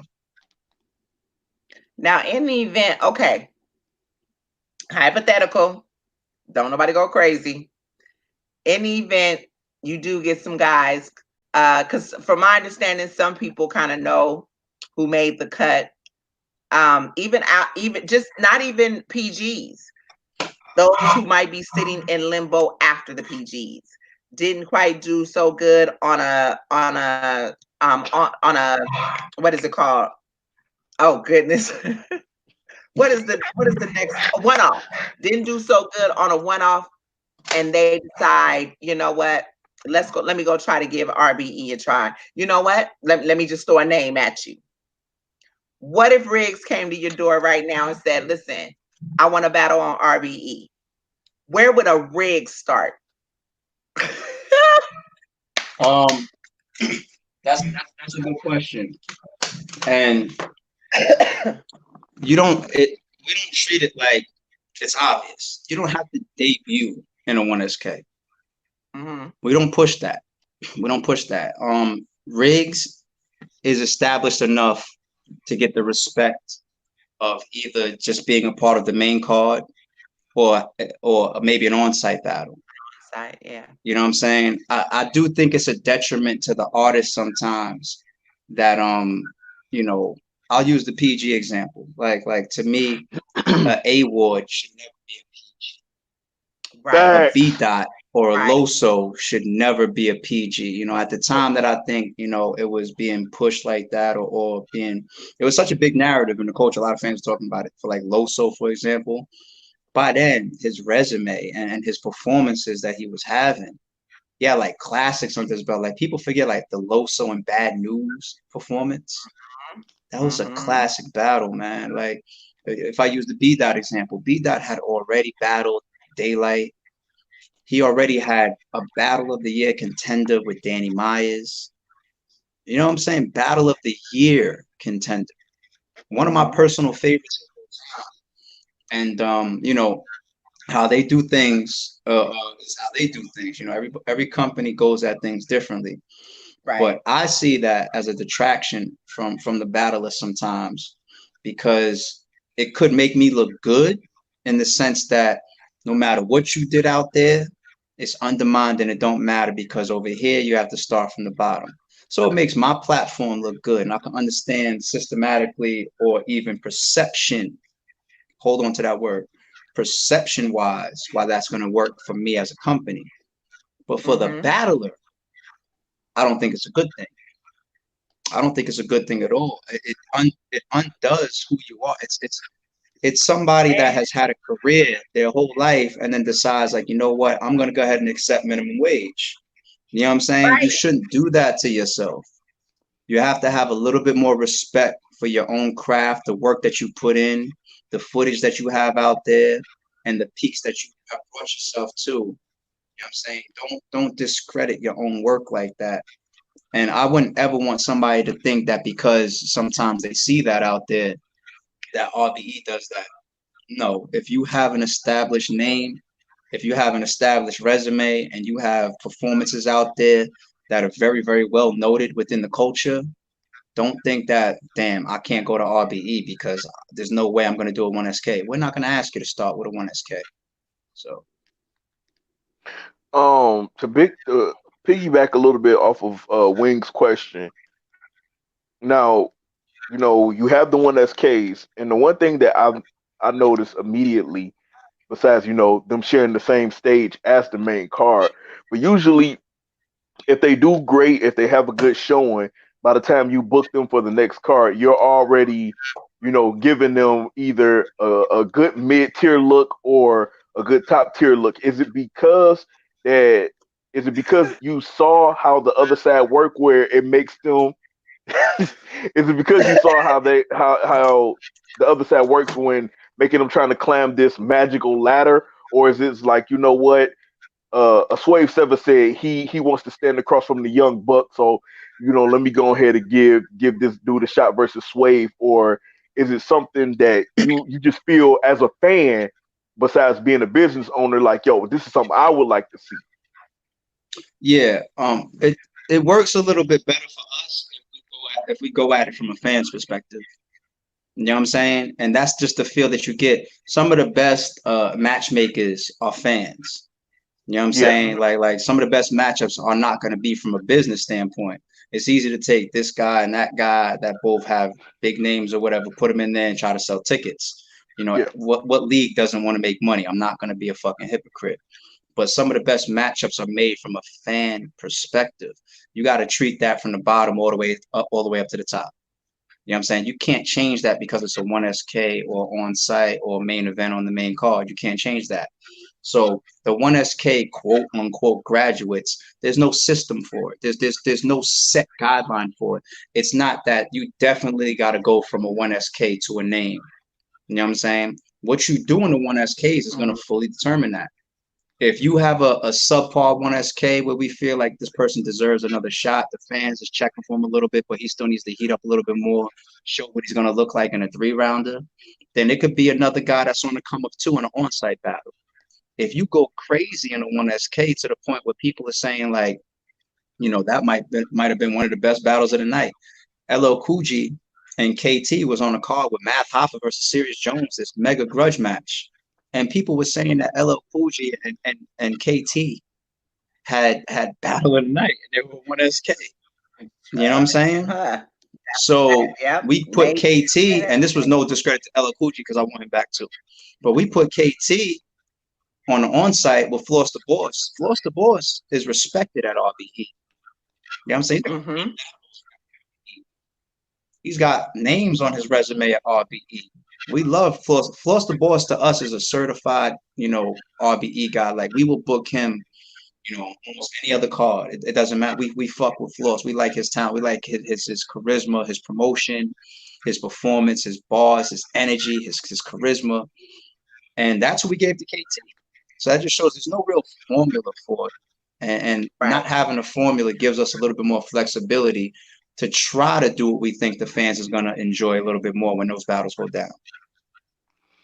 Oh, as you can see, Don Moreno, he left a message saying, when is he going to make his debut on RBE? Who was you said Don Moreno?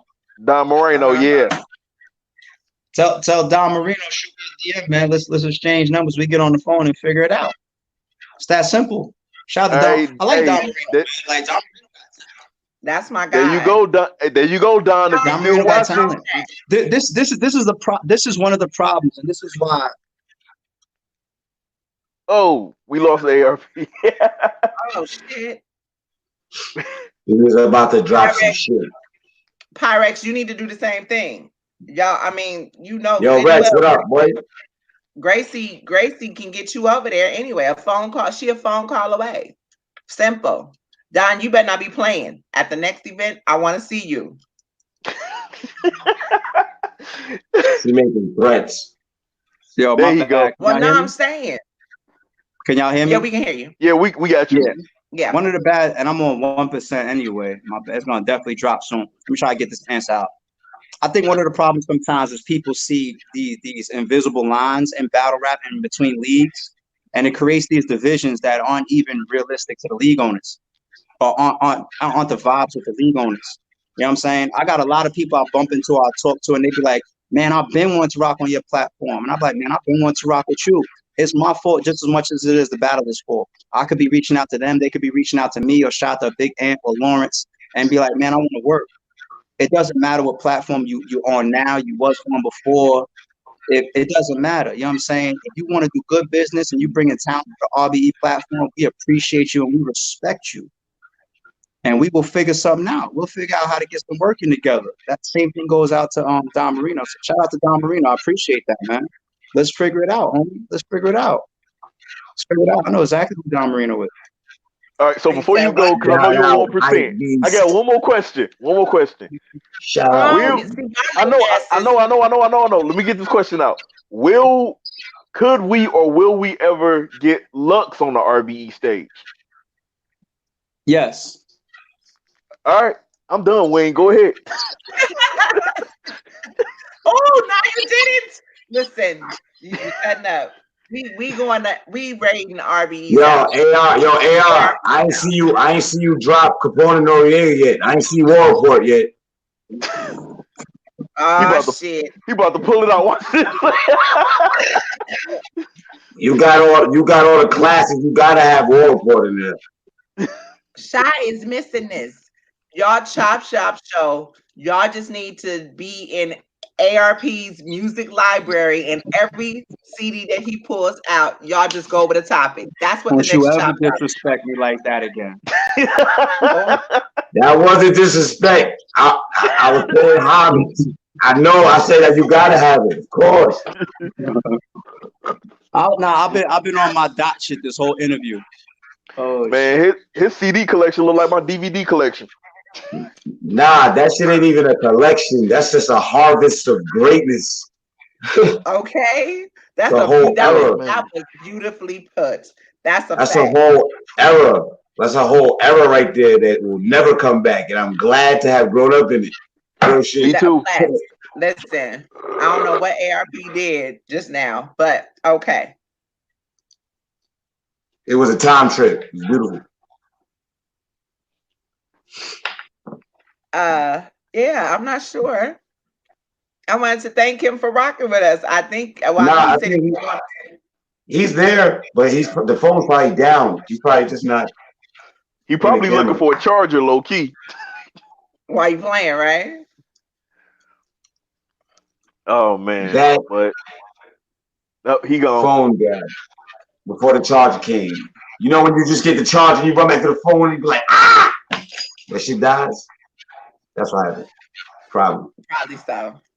If he doesn't come back, then whatever. But hey, can I brag a little bit? Can I brag for 1 second? Let's go. First of all, let me give Wing an applause because for the past 2 days we had some dog ass shows, man. We had Show Off pop up. We had Swamp pop up. We had the ladies going at it, promoting their battle. We had Geechee show up. We had actually it's 3. It's 3 in a row actually. Oh yeah, you're right. Because listen, the one that you was on, that I wasn't on, the one before that was the first one. Then that one. Then that. It's actually 3. Wing. Yeah. I completely forgot. I know we had to make up. We had to make up content. We definitely had to. Yeah, you deserve this. Matter of fact, who do we have? Shorty was on it. What's her name? Light skin. Oh, I love battle rap.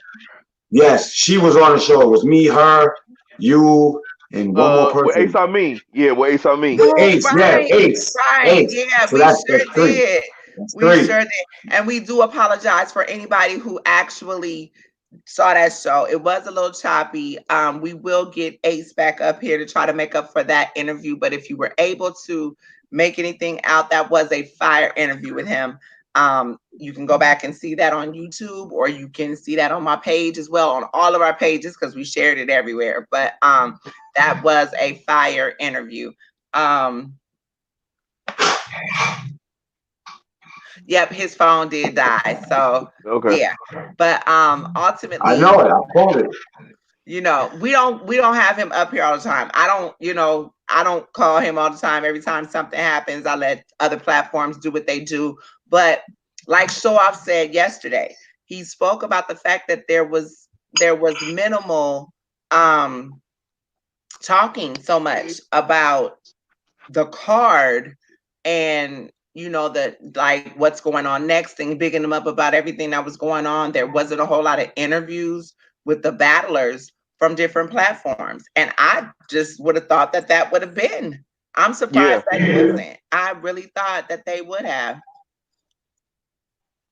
Yeah, I thought they would have been calling up people too, because we're not getting battles. So right now it's kind of dry, and you would think media would be taking full advantage of. Okay, let me get this person on. Let me get this person on.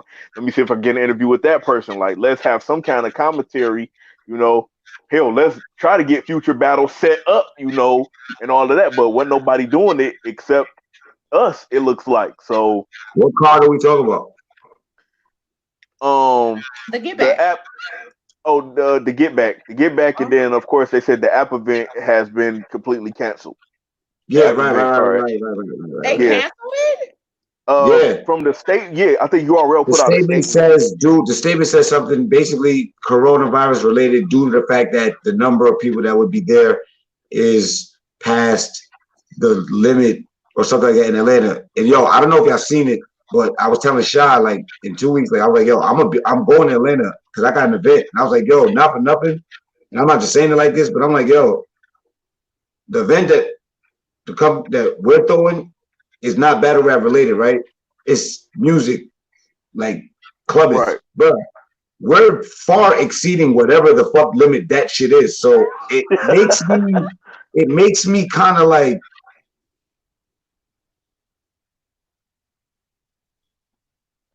I don't know. Crying? Are you crying? Did you shed a tear? No. Like he just went to the side. I was like, hold on, wait a minute. He was just shaking his head. She said, "Are you crying?" She enjoys moments like this because Wing just thinks that I'm so pro URL that I don't consider anything else that moments like this she loves. No, I love RBE too, but I'm just saying, you know how it is. So it's vice versa for her. So I be getting it, but no, there was no tear. But I'm not understanding these moves. And Ray, you were saying that what'd you say? You said well, I think you said it's early. I was like, not. I said that, so something. I'm like, that's the point. It's early 2020, bro, and right now the machine is looking like you need an oil change. I mean, okay, this is basically what I said in the group. I said, wait. Shout out to Jimmy Fomiller. You know Jimmy a fool. Where is Blade Brown? I'm surprised he wasn't here tonight or today. He said shout out to really us, but yeah, he said shout out to Wing. He was like for putting on good shows through the Rona situation. Listen, okay, okay, for real. But I'm sorry. Go ahead. No, I mean, but no. The reason why, like, look, you are the matriarch, of this show. So it's like I'm giving you your flowers, like despite the fact that I'm a co-host and Matt is a co-host, E is a co-host, we got also we got Mike and Shy. You are the matriarch, so it's like wherever you go, we're going. So and she loves battle rap. It's a squad of us. Yeah, it's a squad of us, and we're all our own hosts. We form like Voltron. But man, fuck it. We the Wu-Tang Clan of battle rap media.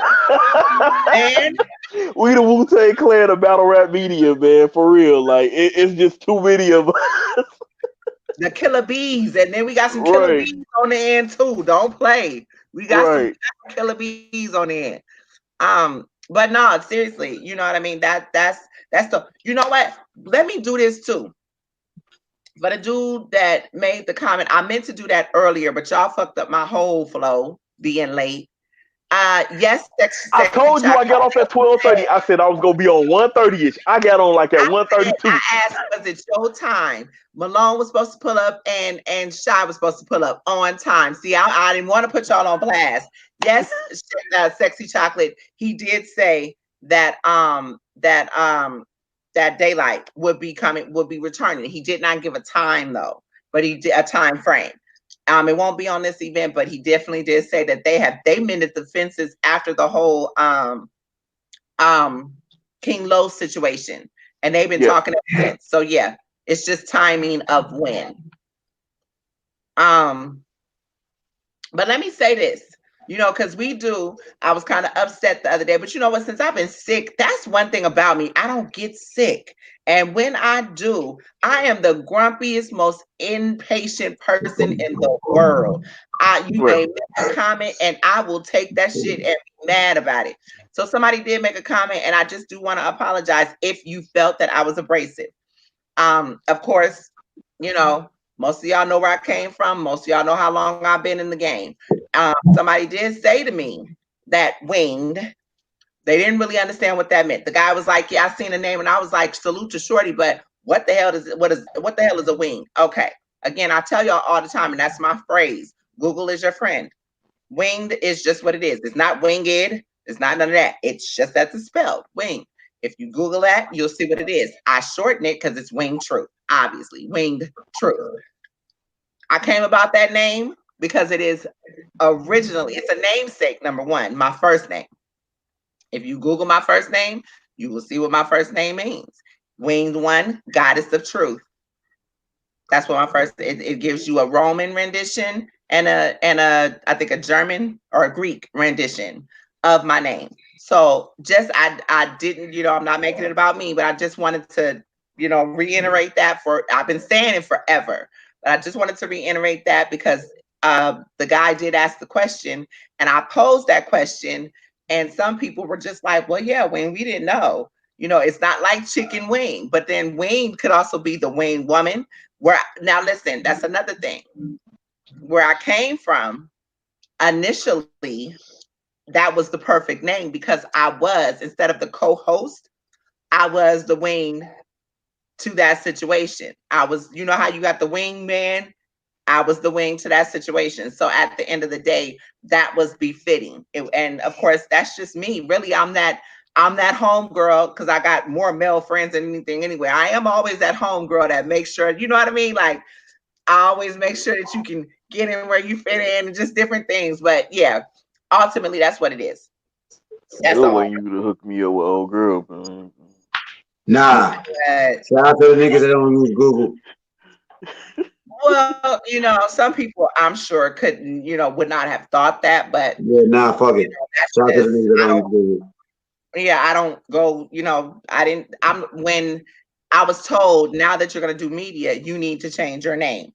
You don't need to let people, and I am a private person. I didn't need nobody all on my profile, all in my relatives. And, these some weirdos out here. So I got why, you know what I mean? I got why he was just like, have a battle rap persona. IP addresses. We outside. What you say? I said IP addresses. We outside.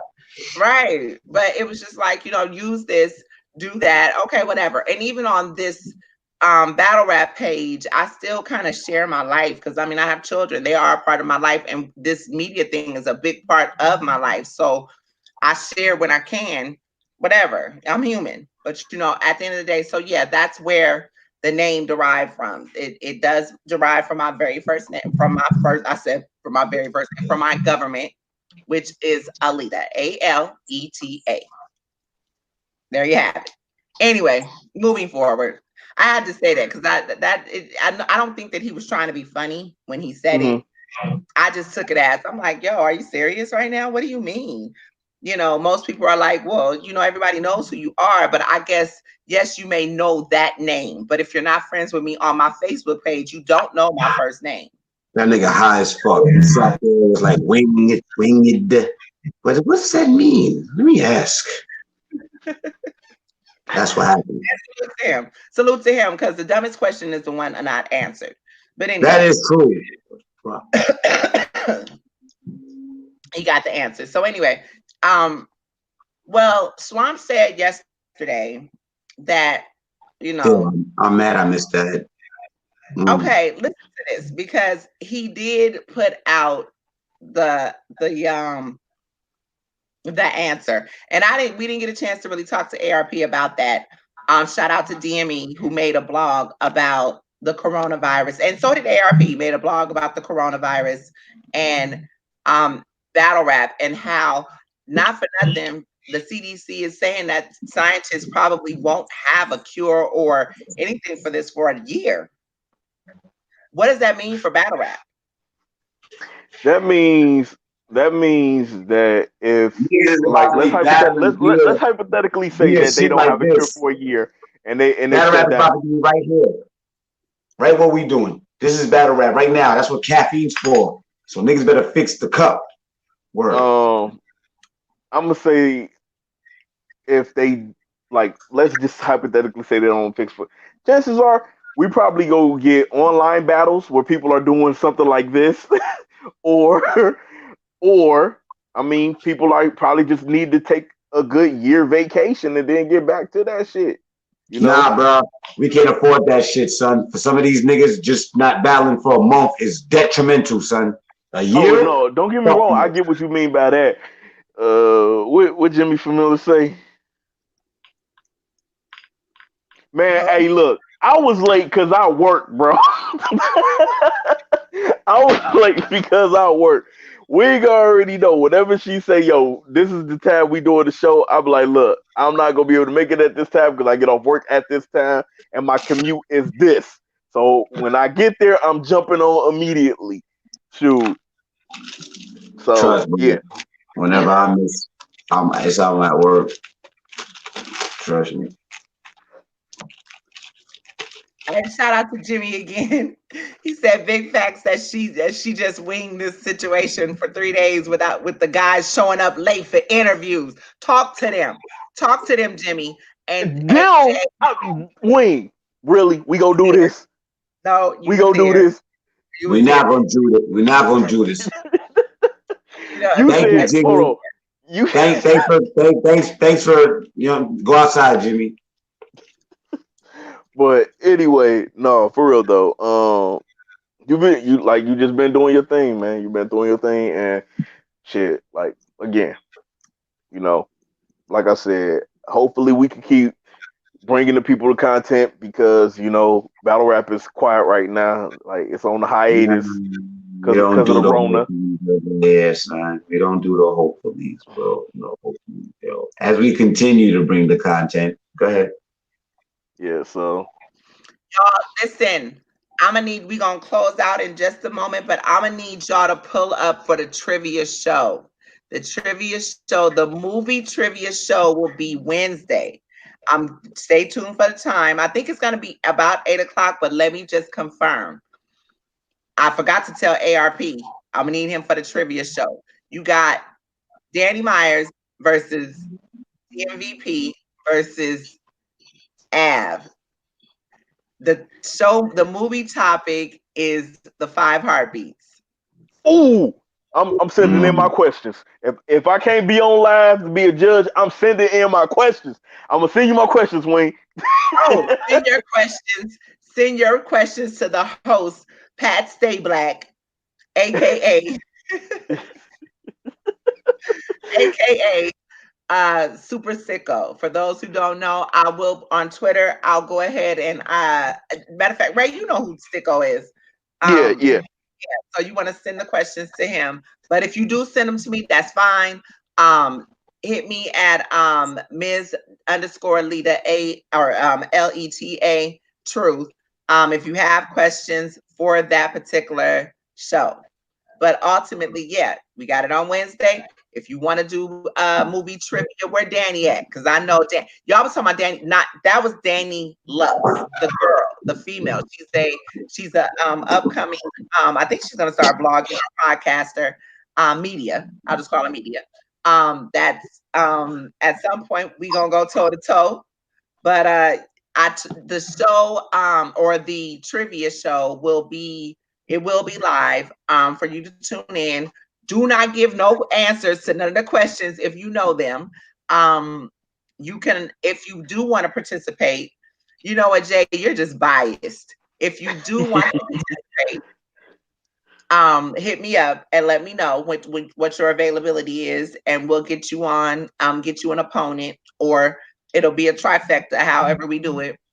You can opt to have anybody from the show be your lifeline for that particular show, and you want to choose that in advance. But hell yeah, it's something new that we're doing. It's called Battle Rap Movie Trivia, and yeah, so we're gonna let us know how y'all like it. The first show is actually up on YouTube, where me and DMVP, aka Battle Rap Stats, him and I went toe to toe, and our movie topic was The Wiz, not the other one, but The Wiz. Oh, Shy, you just not pulling up. You done missed the whole ARP Chop Shop segment. I'm definitely gonna get this work. He definitely gonna get this work. Danny and the playing. But yeah, so that'll be that on that. But I think that's it. Right now, shit. Do we have any events? Nothing. Yeah, we all do. It's a worldwide epidemic. Dump out all your Coronas. Get rid of the bottles. Look, you might as well go ahead and drop battles out the vault. You might empty the vault now. You might as well go ahead. the NBA about to start showing reruns, NHL about to start showing reruns. You might as well just empty the vote. Shoot, not only that, you might as well go ahead drop battles out the vote. You might as well start putting battles back on YouTube. You might as well go ahead and start doing all that.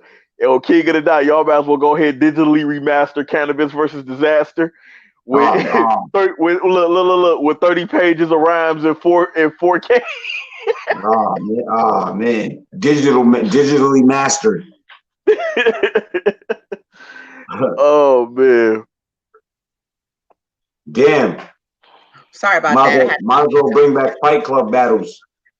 May as well. I mean, International P, this is the perfect time for you to take it. All the ones you got in the vote right now, and Battle Rap Quiet, hey, International P, it's your perfect time right now.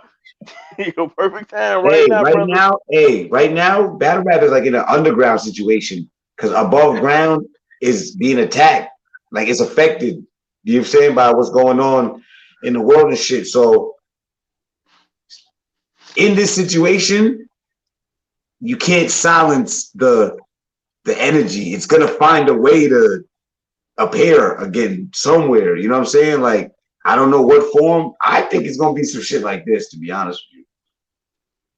On the spot shit, like I'm not saying that. I don't know.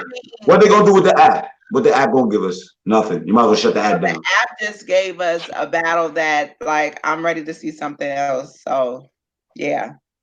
But what else are they gonna give us? They might as well start emptying the vote unless they're doing that. No, they have plenty of battles that they haven't even. They dropped 2 battles from Genesis. Well, they better drop all of the shit they got then. Then they had the other app event that I don't think they dropped all the battles from that yet. Then they should drop they have content that they can be dropping. They should drop everything. If they drop something every week, as fans, niggas is gonna always complain, but it's like giving us medicine. What? Wait, where did 40 Cal say that at? 40 Cal said Fight Club is coming back this year. Jingers. But is it gonna have the same feel that it did when we was watching? You know what I mean? Like, it never will, because that was when battle rap was honestly at its purest. I'm gonna say, and not only that, they was battling for money. Not grimiest when, like, in terms of like, well, yeah, that too, but it wasn't no social media. It wasn't the lights wasn't on it like that. There's no way in 2020 that you're gonna get that same feel. It's not, because it will always be futuristic compared to what it used to be originally. It honestly, you can't. It will never happen. I mean, I would like to see it come back, but it's gonna be different. There's no way it could stay the same. It's not possible. You could. Yeah. What I don't want to see is where, you know how that setup was, right? But it was a natural setup, whether it be at a pool hall or wherever the fuck, right? Right? So what you're gonna do now in 2020, you're gonna create, that's the background, you're gonna create that backdrop and you're gonna have people there. It's fake. It's not authentic. It's not gonna be the same. Like, you could do that, not saying that you would, or you could go into a real pool hall. It's just not gonna be, it's not gonna be the same. It's not. Not to me, I don't think. JDB More Atlanta makes a very ATL rather makes a good point, and he said, "Yeah, it's time for you to start watching back." Right, but you know what? The thing about it is, I feel like niggas should have been doing that anyway, though. Right, like, because now when that happens, but you know, most people don't, because they don't like to take a chance on the new people. No, but that and the fact that honestly, in times like this, even me myself, like, I'll go and start watching like one of the smallest leagues that I probably would never, just in browsing, because just trying to find a battle. That's how you actually fucking find shit. You know what I'm saying? Browsing shit like that. But the crazy thing about it is that the danger of that is that when you do that, and then it's like, for us, it's like you give it light to that, right? So what happens is that you do that, and then all this shit that's happening. Why do you sound like you underwater? It disappears. You sound like you underwater like a motherfucker, bro. You sound like you underwater. Just fucking rain and shit, and it just fucking my shit. My bad. I don't know when the sound gonna come back. But then when the mainstream shit comes back, it's poof. All the shit that we just discovered and was watching, it becomes. I kind of can hear you, but I kind of can't. I got some of that. I got some of that, not all of it. Right. So apparently 40 Cal is gonna make the announcement on Math Hoffa's 40th show. Said that he was gonna make the announcement on Math Hoffa's 40th show yesterday. So it dropped. They did the show yesterday. It dropped. I think it dropped today, if I'm not mistaken. Okay. Let me ask y'all this. Unless it dropped yesterday. But go ahead. Let me ask y'all this before we wrap up, because I need to go finish some dinner. Because I gotta go to work early tomorrow or tonight. Who has had the best comeback celebrity wise or mainstream wise on RBE? Well, period. Okay. Who has had the best comeback? I have not seen the Ill Will 40 Cal battle yet. So I can't give a definitive answer. So if I have to answer this question based off of what I've seen, I'm going to say I like King Los's appearance. You know, like I can't. The reason why I can't say Mickey Fax is because Mickey Fax he give me that Undertaker feel. You know, he would just pop up every now and again, and you know, and give you some shit. And Mickey Fax he gets it. He literally gets it because he comes back once every couple of years. So he gets how the platform or how battle rap works now. He gets it. But if anybody, I have to say King Los. If anybody, I would have to say King Los. But I'm reserving to see what 40 Cal did versus Ill Will, because a lot of people said they were impressed by what 40 Cal did, even though a lot of people still said Ill Will won. A lot of people said they was just impressed by 40 Cal's showing. That's a fact. Shout out to Don Nino.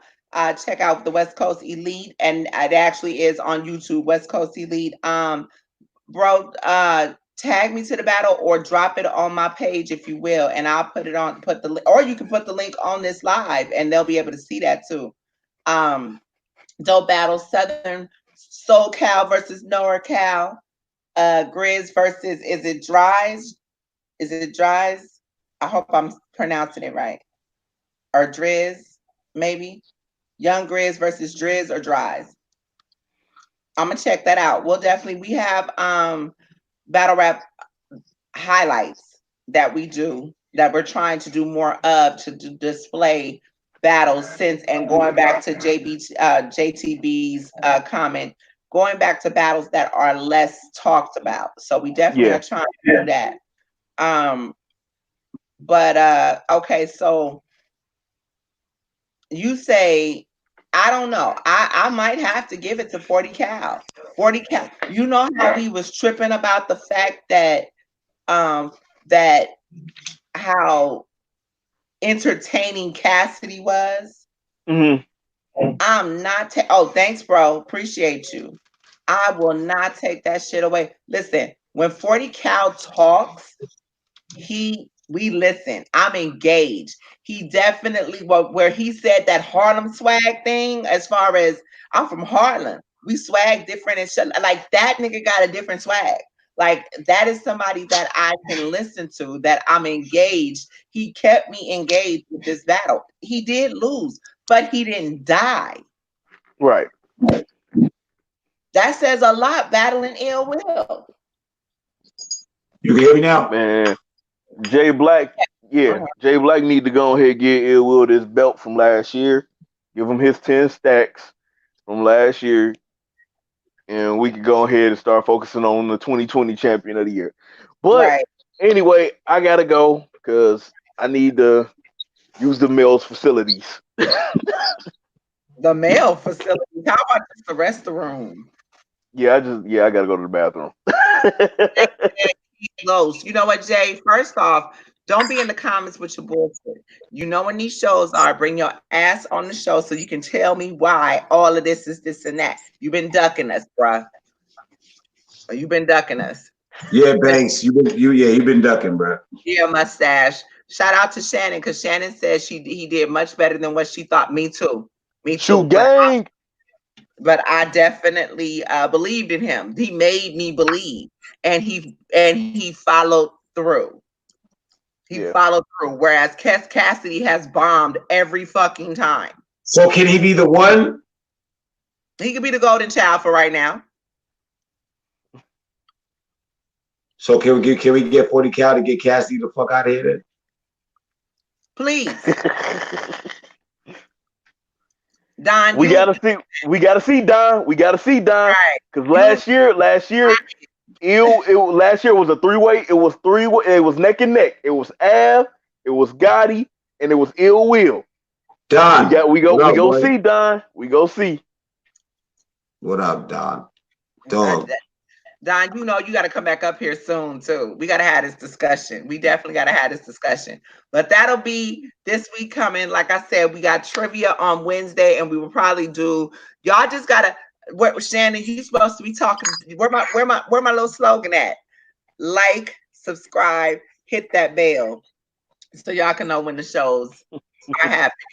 Definitely, we appreciate y'all, all the support. And we'll be back this coming week. Stay safe. Stay off the roads. If you ain't got to go to work, I know not making that money is killing y'all. For my weed smokers, listen, these are troubling times. I love my fellow smokers, but we not sharing blunts until this shit has been cleared. So if a nigga get mad because you don't want to smoke with them, that nigga might be a potential corona carrier. My niggas, be safe. Think I'm playing. This shit is real. Niggas got mad at me at the club because I don't want to smoke with them. Nah. No, nigga. Hell nah. Hell nah. Roll your own shit. We can smoke together and have conversation. I'm not passing shit. I ain't even having conversation. I don't want there's no words. No words at all. Yeah, you're right. That shit can stay airborne for 7 hours, so up to 7 hours or more, and can stay on surfaces for 2 to 3 days. Damn, up to 7 hours. That motherfucker got a whole shift. Got a whole goddamn shift. That shit is a life cycle. Shit has a life cycle. Like seriously, if we got a whole year to a whole rest of the year to deal with this shit, nah, fuck that. I don't want none of y'all saying nothing to me unless we communicate. Hey, can we just rewind back to 2019? Because 2020 been on some bullshit. 2019 was actually bullshit. Battle raps was the best thing that actually came out of 2019, but it was bullshit. So let's not act like. Bro, we fighting for our lives right now. They just shut down the school system. Are you serious? My nigga, please. We gotta make life decisions to go out to the grocery stores because the kids is at home. Do you see? I ain't going to no grocery store. I've been a slap one of them old ass ladies trying to snatch some toilet paper from me. I'm about to order me a bubble. I'm about to get a bubble. I'm about to be bubble boy. I'm about to have a bubble. Look, I gotta go, y'all. Peace. I know. I gotta go too. I gotta go. Holla at y'all. Bro. We will see you next week. Get a bubble. And your job too. Oh my goodness. Yeah, you better stay safe. Who? You better stay safe for real. Who? Your job. I got a bubble. You know. I don't go nowhere near there. But yeah, they shut everything down. Anything sports ain't popping anyway, so you know what I'm saying. Right, they done shut down everything. The colleges, right now for some of us it's spring break, but hell, they got the kids doing work at online. My daughter got a school packet that is about this big. So they talking about they're out to the end of March, but I foresee longer than that. It's crazy. It's absolutely crazy. Y'all stay safe. The weather's about to get warm. This is an election year. It's about to get interesting in the next couple months, son. God help us. I keep hearing that. It's fact. Yo, listen, since I've been born, since you've been born, bro, every time it's an election year, you don't notice, nigga, the most shit always fucking happens, and it's always geared towards one of the most political issues that is one of the top topics up for that year for whoever gets elected as president. It's always like that. Especially with this little tan fucker in office right now. This exactly. And you know what's fucked up? You know what's fucked up about this whole shit? As crazy as this is gonna fucking sound, yo. I just hope y'all ready. Trump's definitely getting another term. This is facts. Hell, why? get up out of here. No. No, listen. You know why? Let's be honest, yo. And I'm not. Let's not answer this based off of just emotion, but let's just be logical for a second on some G shit. Yeah, it's fuck Trump, but let's be fucking logical. Who right now is going to be elected the new president coming right now in the middle of the bullshit that this nigga already fucking done created the shit? Nah, bruh. With everything that's going on, he's gonna, yo, just remember I said this. Trump is going to get another term. I'm not gonna like it, but he's going to. He's going to, yo. I'm telling you. Who else right now? Let's be honest. Who? What was I don't know why I can't remember his name. Bernie? Gone. Who? Bernie Sanders? Hell no, Bernie, but might die before election is over. Nah, he out of here anyway. No. Who? Biden? Biden. Yep, there we go. Fuck no. And honestly, I consider myself a Democrat. But Joe Biden, bro? Yeah. That's who you want to be your president?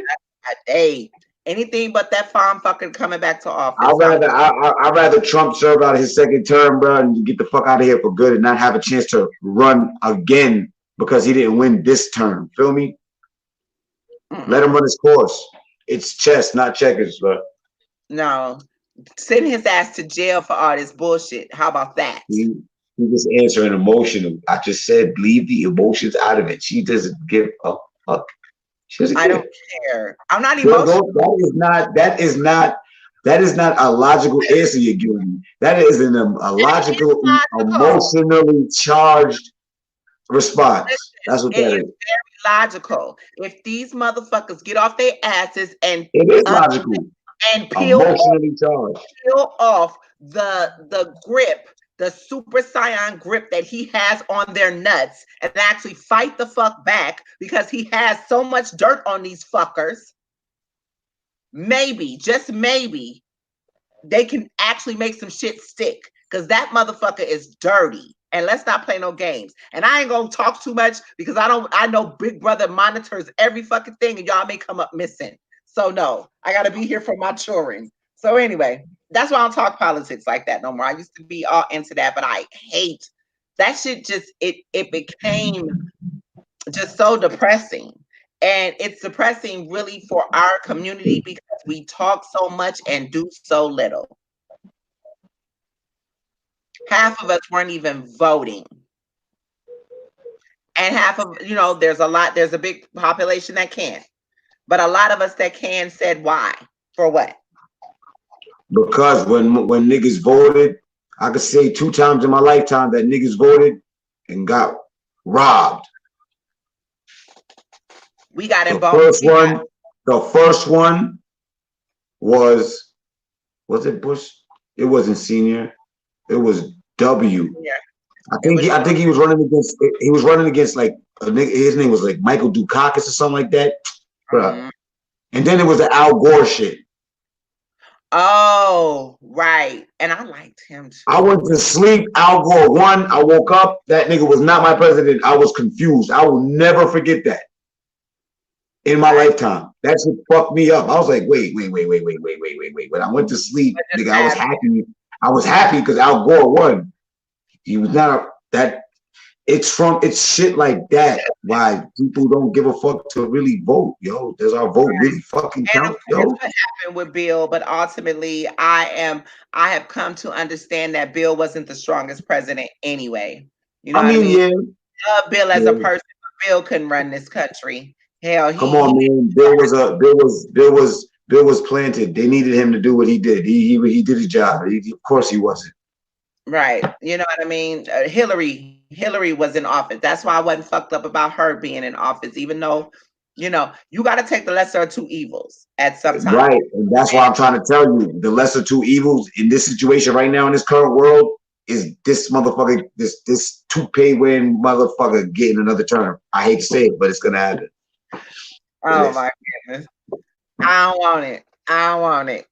We out. Let me go. Listen, I gotta go fry some chicken, cook my yams and my greens with my turkey wings in it, so I can catch the itis and get up and go to work later.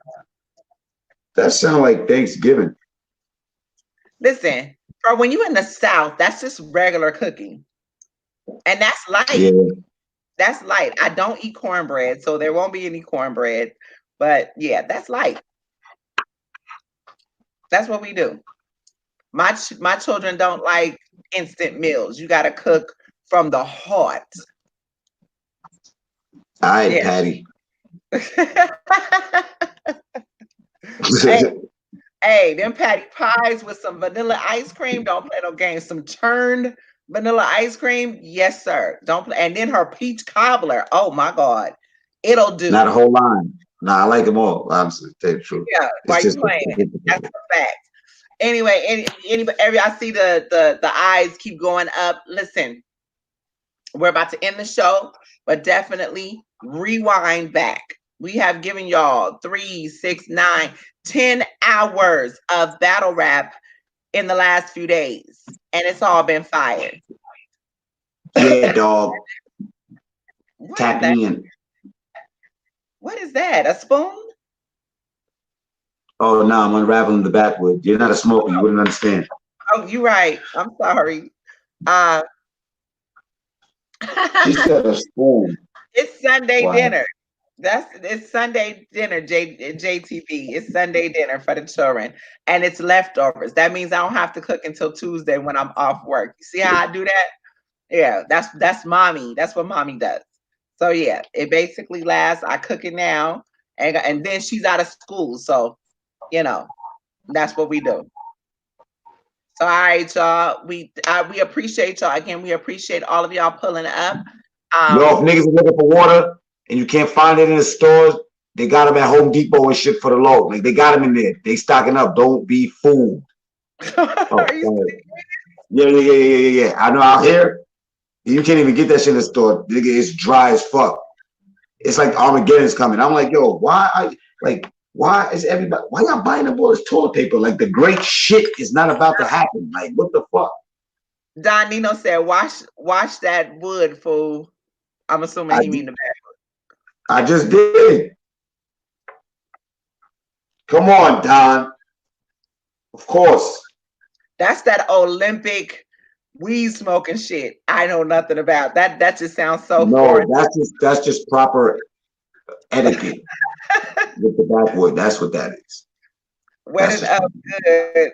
Don't want you to get corona, bro. Listen, I don't even understand. Like, I feel so lost right now. Like, for real.